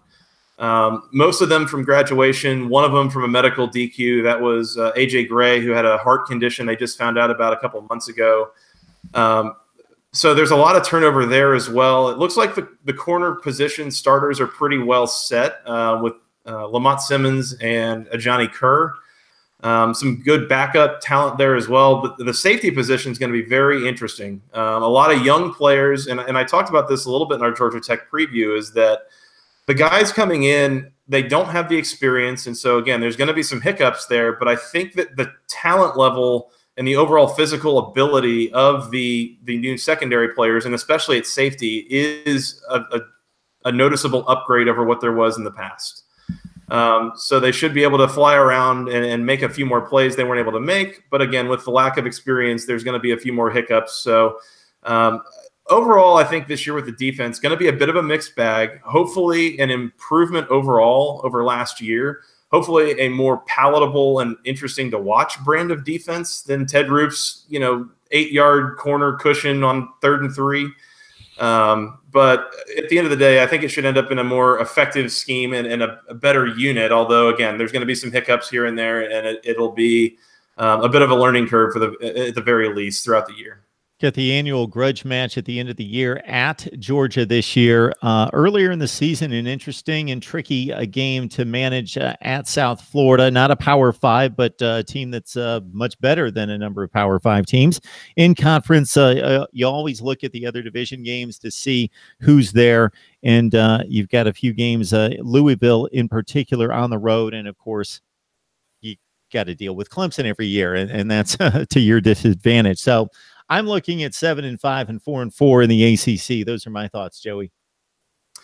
Yeah, it's definitely as the rise of Clemson over the last few years and the rebirth of Georgia here in the last couple of years, and Miami taking a major step up the last couple of years. It's like Georgia Tech has gotten into this point of think of like a Maryland or something in the Big Ten East, where you just get stuck with a really hard schedule every year. It is what it is, and you're going to have to deal with that coming in. Again, Clemson's your cross-division rival, just happens to be in the last 3 different college football playoffs. Won a national title 2 years ago. Georgia just played for a national title. Miami just won the division and went to the Orange Bowl. And all this. So it is a tough schedule for sure. Looking at it, I think there's a lot of variance here. I feel like at worst they're like a 6-6 team. I think Georgia Tech, again, as close as they were to winning a couple of those games last year, they should win at least 6 or 7. I predicted on the podcast 8-4. I think that they can take care of business in the non-con against USF. I think they can take care of business on the road at Louisville on a Friday night. So I think there's a lot of upside here. They could potentially even do like a 9-3, 10-2 kind of thing. I think that would be really pushing it. But again, I'm saying 8-4. I think that they will be better than last year in a lot of ways, and we'll actually get to finish the drill in a couple of these games they didn't last year. So I'm a little more optimistic going 8-4, but I totally understand the 7-5 projections, and it is a pretty rough schedule, all things told. He is Joey Weaver of the Basketball Conference podcast. He and Mike McDaniel, there's the team right there. Please join them each and every week talking ACC football on the Basketball Conference podcast. All right, Joey, we appreciate you stopping by. It's been a long time. Good to see you, and good luck this season. Yeah, always a pleasure. Thanks, Mark. Appreciate you having me on. It's cool being interviewed instead of interviewing others for once. So appreciate it. I'll come back soon.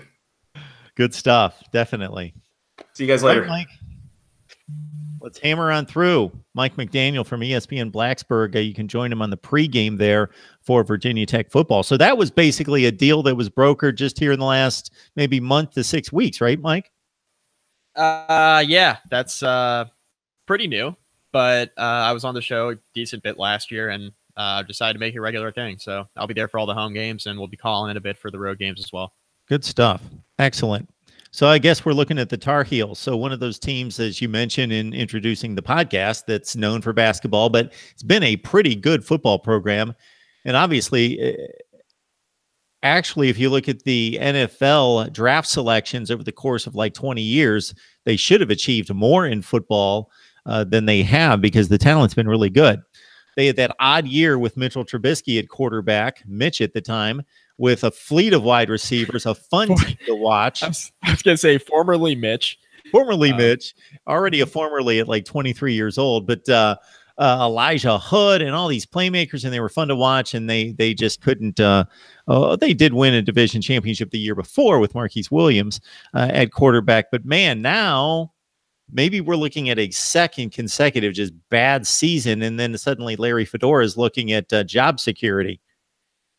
It's really funny talking about the evolution of Larry Fedora at North Carolina, because 2 or 3 years ago, we were just waiting for him to take another job. That's kind of what we were doing. We're like, oh, wow, he brought North Carolina back. Where's he going to go next? And I think the options that were out there for Larry Fedora might not have been quite as great as a lot of people made them out to be. I think his only true option to leave that was really close was Baylor. And to be honest, I can't blame Larry Fedora for not going to Baylor, right? I mean, that was a program. It's still a program that's dealing with, the remnants of the off the field issues that they had under Art Briles. So, God bless Matt Rule for going there and leaving Temple and doing his thing at Baylor. But I couldn't blame Larry Fedora for not taking that job. Now he's there at North Carolina. It feels like he might have overstayed his welcome a little bit. And the only reason why I say that is because they were a very unlucky 3-win team last year. You couple that with the fact that he makes the CTE comments at Media Day, and the response by the school president is, oh, wow, I didn't realize he felt that way. And that's really all the school president says in response to those CTE comments that he made.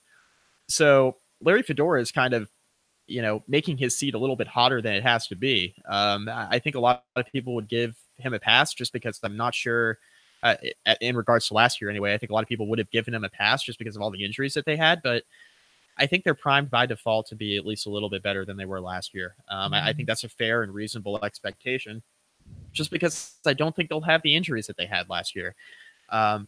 Some people were saying that the issues that they've had now with the self-sanctioning with the shoes, they had some of their athletes on the football team selling shoes for money. It was an NCAA violation that they self-reported. A lot of people are kind of turning that on Larry Fedora.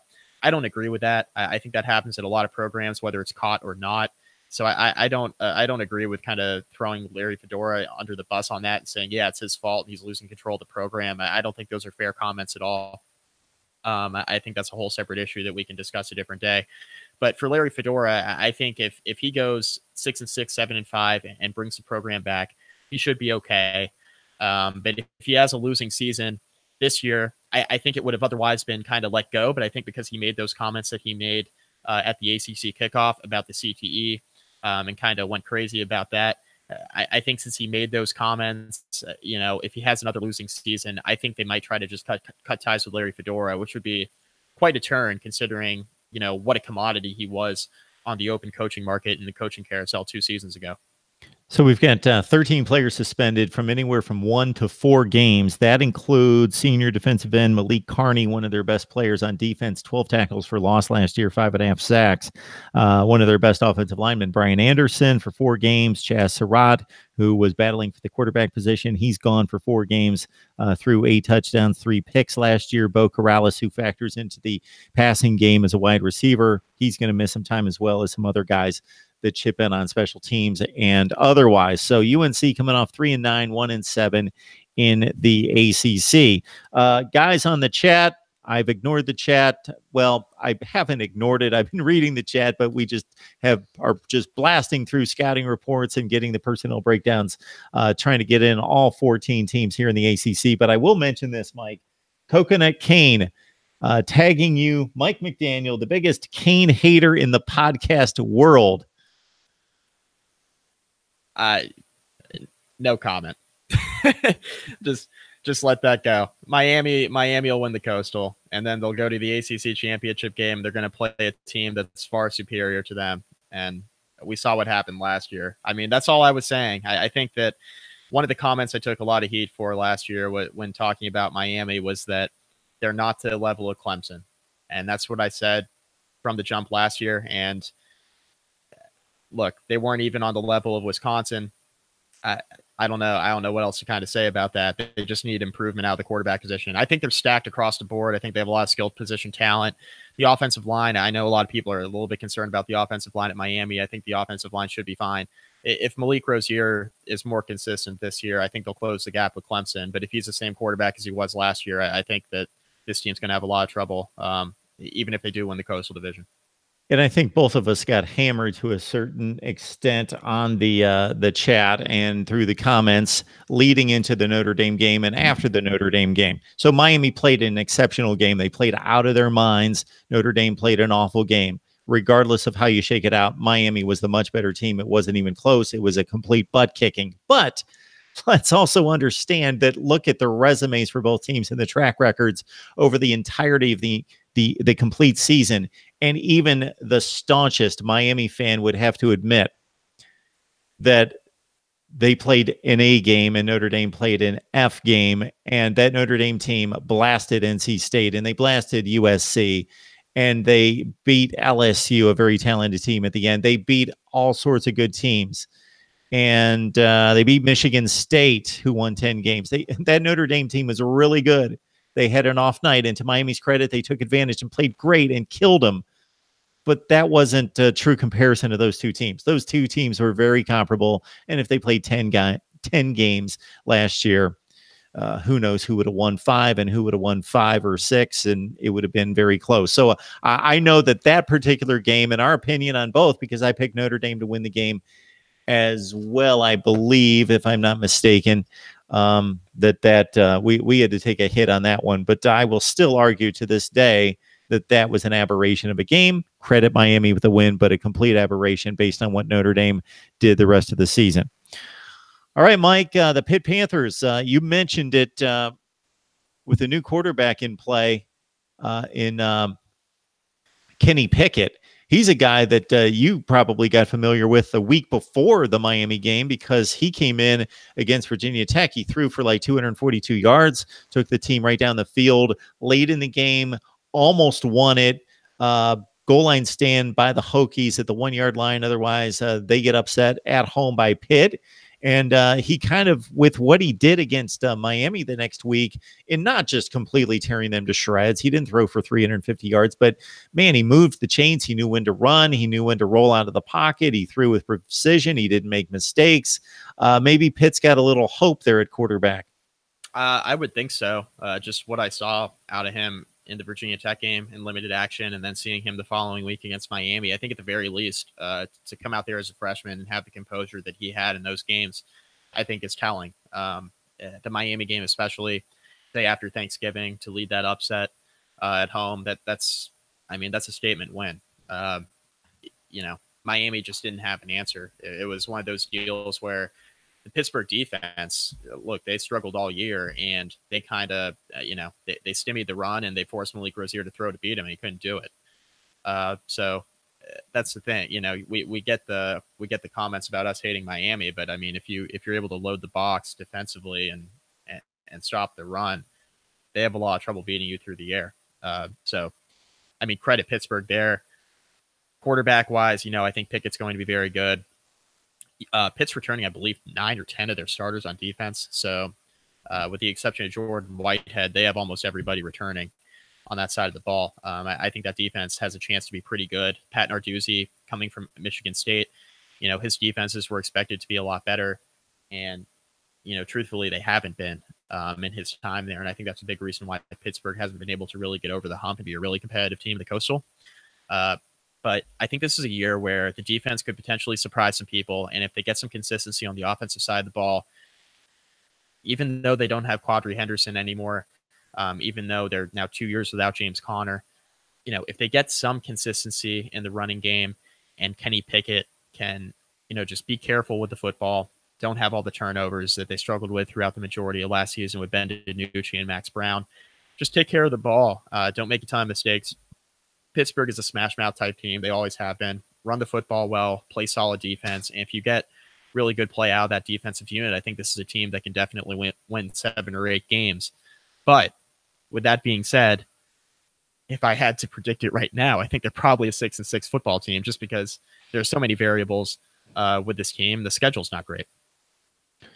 Yeah, at the running back position, Darren Hall's a kid that they gave the ball to down the stretch. He had a huge game against Duke, like a 240-yard game. He ran for 628, 9 touchdowns. A.J. Davis is a guy that we talked about coming out of high school football because he was a 4-star and a rare get for Pitt, so he could factor into the running game as well. They really don't have anything of note at wide receiver. They're going to have to replace Justin Weah. Yeah, you mentioned the schedule. This, I believe, is the most difficult non-conference schedule in the nation. Penn State, Notre Dame, Central Florida, 2 of those games on the road. That's crazy. It's absolutely brutal. I mean, Penn State's a top 10 team. Even though you beat them a couple years ago at home, like this is, there's a sizable talent gap there. UCF, look, I know that Scott Frost isn't there anymore, but Mackenzie Milton's one of the best quarterbacks in the country, and you have to go there to play them. That's a brutal game. You go on the road to Miami at the end of the year. That's really tough when we're talking about the conference schedule. You host Virginia Tech. I mean, to Pittsburgh's credit, they've had a ton of success against Virginia Tech at Heinz Field. That's more of a toss-up game for them, but that's still a tough game nonetheless. It's a brutal schedule, top to bottom. I mean, there's no two ways around it. It'll be really interesting to see how Pittsburgh performs this year with all the uncertainties and just looking at their schedule as a whole. It's very tough. Mike McDaniel joining me to break down the ACC. This is our big ACC preview special here at Mark Rogers TV. You can join Mike on ESPN Blacksburg. He is part of the team that does the pregame for Virginia Tech football, the basketball conference podcast as well. Just look up at Mike McDaniel CFB, correct, Mike? Correct. Very good. I've got to keep track of you because it was once ACC. But I figured I got that straight. So let's talk Duke before we really size up the top of the conference or the top of the division. David Cutcliffe just gets all sorts of respect across the nation, and I get it. He's had 10 years at Duke. The first 5 kind of set the stage for the last 5. He's been a much better recruiter in recent years. They're starting to get more talent at Duke, and I know you like Daniel Jones. Brittane Brown as a freshman was capable, and TJ Roming at wide receiver. So they've got some playmakers. They do. They certainly do. TJ Roming, I feel like he's been there forever. He's finally a senior. Yeah, Duke's certainly got playmakers. The running game and offensive line play for me are the 2 most important things with this offense. We talked about that with Syracuse as well. If they get anything out of the running game and the offensive line can keep Daniel Jones upright, I think Jones will have a much better year, and I think the offense will be better. This is going to be a team defensively that'll be a work in progress. Obviously they have Joe Giles Harris, one of the best linebackers in the country, gets no love. He had 125 tackles last year. He's a ridiculous talent. He's got over 230 tackles in 2 years at Duke. The guy's a maniac, and he's for sure going to the NFL after this year. So enjoy him while you have him. He's an unbelievable player. Defensively, Duke's very good. They're going to have opportunities to maybe showcase some of the younger guys in higher leverage situations than maybe they're used to. And I don't know if that makes or breaks their defense, but the talent's certainly there. The talent's there on offense, but they have to have consistency out of the offensive line. Duke's another one of those teams, and I've talked about this countlessly leading up to the season in the Coastal Division specifically. There are a number of teams in the Coastal this year. You can handicap anywhere between 5 and 8 wins, and Duke is right in that mix. You got Duke, you got Pittsburgh, Virginia Tech's in that department, Georgia Tech's in that department. There are a number of teams in the division. North Carolina even could slide into that conversation as well. There are just a number of teams in the Coastal Division that I think are mediocre to good, depending on the day. And there's so much roster turnover that it's really hard to really handicap these teams. But Duke is right squarely in that conversation. They're definitely in the mix to make another bowl game, given their schedule. It's just how they perform in these toss-up games. And it's toss-up games for them. It's toss-up games for Pitt, UVA, and Virginia Tech. Everybody's got the same toss-up games in the middle of the Coastal Division this year. All right, folks, if we're skimming through some of these teams, what you do is you go look up the Basketball Conference podcast where Mike and Joey have previewed the entire ACC week by week and looked at all the teams specifically, and I have done as well. So I've got like 8 to 10 minute preview and prediction videos for everybody in the ACC and a complete breakdown of how I am selecting the conference bottom to top. So let's hone in on what are expected to be the contenders right here. You got Virginia Tech, you got Miami, 2 years ago, they played a key game in Blacksburg, which the Hokies won to usher them to the top of the division and win the division and get to the conference championship game. A difficult effort by Virginia Tech, obviously, at Miami last year, en route to 5-3 in the division, as Miami won 7 of 8 games in the ACC to win the Coastal. But man, a off season that took what was projected. I looked at some advanced metrics, what was projected to be one of the 20 best defenses in the country, and who knows now with the loss of like Adonis Alexander and Mook Reynolds and others on that side of the football. So how do you put this this offseason into perspective heading into 2018? As a fan and an alum first, really happy that football's happening in less than a week, or I guess just over a week, given that they play on Labor Day. Very happy football starting. Now, looking at the roster as a whole, they're going to have a really good starting defensive line. They returned Vinny Mahota, Trayvon Hill, Howshawn Gaines as well, should be very good. And of course, Ricky Walker, who's an all ACC selection. So they're going to have a very good defensive line. Linebackers, they're very talented, but very young. Dax Hollifield, Dylan Rivers, Rayshard Ashby, all highly touted recruits. They're going to step in their first real action this fall. It's going to be a work in progress. Secondary, also a work in progress. Only remaining member of the secondary from last year's team that has any playing experience on the defense, at least in high leverage situations, is Reggie Floyd. He was one of the team's leading tacklers. He's back. Outside of that, it's a whole new unit at corner because Stroman's gone, Adonis Alexander's gone, Brandon Faison's gone. You mentioned Mook Reynolds. He was dismissed from the team. He's gone. Terrell Edmonds onto the NFL. The 2 linebackers that are being replaced are Tremaine Edmonds and Andrew Matuapuaka, both very good against the run and the pass. Look, there's no two ways about it. It's going to be a young defense. The ceiling that Virginia Tech will reach will be determined on whether or not the defense grows up quickly. If they don't grow up quickly and they're going to have issues, at least in the early part of the season, getting their feet under them. That's going to be expected given the youth that they have on that side of the football. But the talent is certainly there, and they're going to have a very good defense, I believe, towards the back half of their schedule and into 2019 and 2020. I think this is going to be a very talented group on that side of the football. Offensively, I think this year entirely hinges on the growth and development of Josh Jackson. Josh Jackson was a guy who had 17 touchdowns to only 4 interceptions through the first 6 games last year, and then had a negative touchdown to interception ratio down the stretch. I believe it was 3 touchdowns, 5 interceptions in the last 4 games, including the bowl game. He was clearly banged up after the Miami game and wasn't right.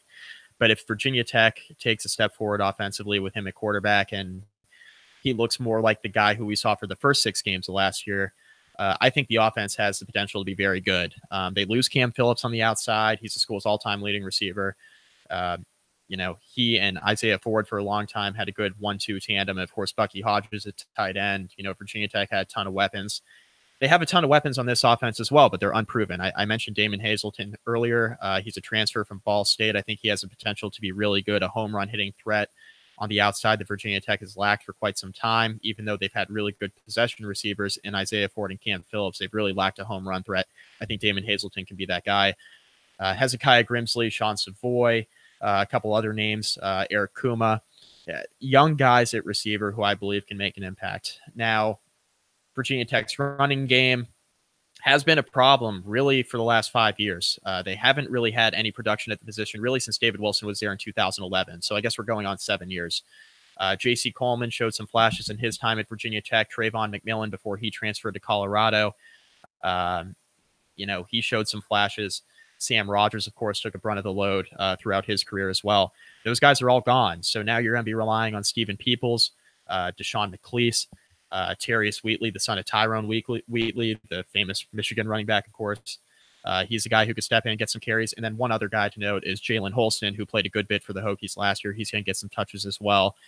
It's going to be a revolving door at running back. The Hokies are going to have to do a pretty good job distributing the ball how they have to in the running game. They just have to get some sort of production there. They've been one of the worst teams in the country in yards per rush the last few years. That needs to change if we expect the offense to be better and take a little bit of the onus off Josh Jackson.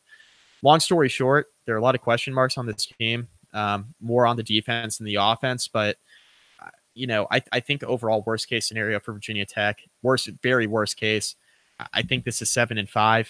I could see 6-6 potentially if all hell broke loose and maybe there were some injuries. But I think they're Virginia Tech squarely in the 6 to 8 win range. I think anything more than that would be a pretty big surprise. So the two areas that really hit me when looking at this, and again, I did my homework for my preview and prediction video, but as you mentioned, you already outlined it. 9 of the 10 top tacklers at the linebacker and defensive back spots gone. But what's fascinating are the other two elements there is that I started going through the players that have basically no experience, and almost all of them are 4-star players. They're going to have talent on the defensive side at linebacker and defensive back, but it's just going to be so raw. But then you've got the guy on the sideline in Bud Foster who should be able to know what to do with those guys. So it's a fascinating situation with a ton of talent, but it's raw and inexperienced. But you got the guy who for 24 years has known what to do with those kind of situations. And then the wide receivers, Mike, in watching the wide receiver play last year, I thought it was very subpar. Yeah. I think that's a completely fair interpretation. Lacking a home run hitter, I think and the explosiveness, I think is a big one. They took a step back last year. There's no question about it. It was the first year without Isaiah Ford and Bucky Hodges, and you can tell. Cam Phillips still had a good year, but defenses were able to key on him, especially in the second half of the season, and a second pass-catching threat really never emerged. And I think that's what's going to have to occur this year in order for the Hokies to take a next step offensively. Because when you go that long, when you have Bucky and Isaiah and Cam Phillips, when you have 3 different guys to throw to, it makes you very difficult to defend. And that was their first year last year, navigating life without Bucky Hodges and Isaiah Ford. Now you don't have Cam Phillips. So guys are going to have to step up. And I think Damon Hazelton's going to be the pivot point for that coming over for Ball State. Mike McDaniel from the Basketball Conference podcast. And you can also join him doing the pregame work, part of the team there at ESPN Blacksburg for the Virginia Tech football games. And we've made our way through 13 teams. We've got 1 left. I don't know if this is an elite team, but in this division, there is no Wisconsin. There's no Michigan State. There's no even maybe NC State this year, or Florida State certainly, to challenge them to really put the test to Miami. And I would expect that they're going to trip up. I've got them losing twice, but it should be enough to get them back to a conference championship game. So Mark Richt has been a consistent winner, as consistent as almost anybody outside of the legendaries like Nick Saban and Urban Meyer, but not a champion. Now he's got this program at a place where, okay, he's going to prove in the next few years that he is a championship coach. Your take on Miami football? I mean, they're very good. I still think they're a year or two away from being elite, being back, being college football playoff level good. I still think we're a year or two away from that. They're a team that has a ton of young talent. Some of that's going to manifest itself this year. Some of it manifests itself last year already, especially on the defensive side of the ball. They have a lot of talent there. Quarterback's a question mark. Can't harp on that enough. Miami fans, for better or worse, it's Malik Rozier or bust this year, 100%. If he takes a step forward and he's consistent, consistent's the key with him. And that's the word of the day. If he's consistent, Miami's ceiling is, off the charts. A consistent Malik Rozier, like we saw at times last year, he's capable of making all the throws. It's just whether or not he can do it on a regular basis. If he does it on a regular basis, this team is outstanding. And this team can compete with a team like Clemson and make it a competitive game in the conference championship game. If he can't throw the ball down the field with any level of consistency, we're going to see another result like we did last year in the ACC championship game. I personally don't think there's a team in the Coastal this year that can challenge Miami. I think they have too much talent on both sides of the ball, regardless of what happens at quarterback. So I think Miami, even if it's a loss or two, I don't really see a scenario or envision a scenario where Miami doesn't go back to the ACC championship game. There would have to be injuries, multiple upsets that were unexpected, obviously.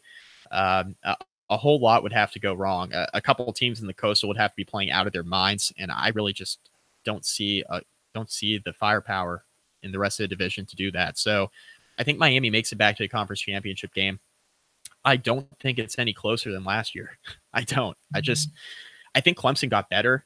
I'm not sure that Miami got a ton. I mean, I think they obviously have some skill position talent that got better. Lorenzo Lingard coming in at running back is an unbelievable player, and I think he's going to be a problem in the ACC for years to come. He's going to be very good. But I don't think Miami got good enough to close the gap with Clemson, and Clemson's returning that skill position talent up front. Outside of quarterback, Miami's got questions on the offensive line that I think in a game against Clemson will make a difference. I think that pass rush could be too much. I think Malik Rozier will be overwhelmed again. I think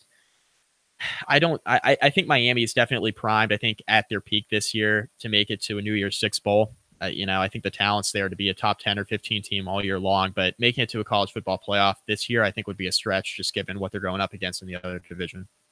So if there's any hope for anybody, you would think with Miami having to travel to Blacksburg and also to Atlanta against Georgia Tech, those would appear to be the two teams that have the best chance. And because they've got the home games, but then the schedule's so difficult for those two teams, the Hokies and the Yellow Jackets elsewhere, Georgia Tech has to play Clemson. That's almost an automatic loss. Virginia Tech draws Florida State and Boston College out of the other division, as does, interestingly enough, Miami. They've got the same two non-division opponents. That almost never happens.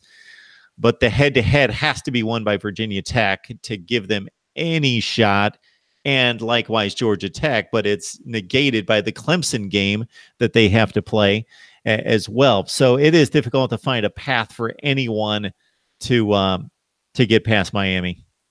Yeah, it's not as much that Miami. I want to phrase this in a way that won't piss off their entire fan base.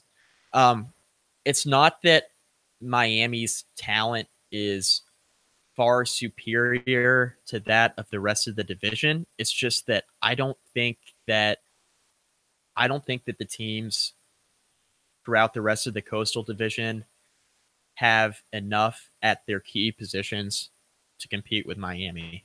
Like, there are question marks throughout the Coastal Division at a lot of key positions that Miami just doesn't have question marks at. Like, in the secondary, Virginia Tech's got questions, Georgia Tech's got questions, Pittsburgh's got questions. Like, Miami doesn't have any questions in the secondary. And they have pass catchers to get the job done. And like, the pass rush of some of these teams is in question, like Pittsburgh and like Virginia Tech and like Georgia Tech, who's completely changing schemes defensively, by the way. So the teams that could potentially exploit any weaknesses that Miami has on offense, particularly a quarterback, like, I don't think they reside in the Coastal. Like, I don't think that happens.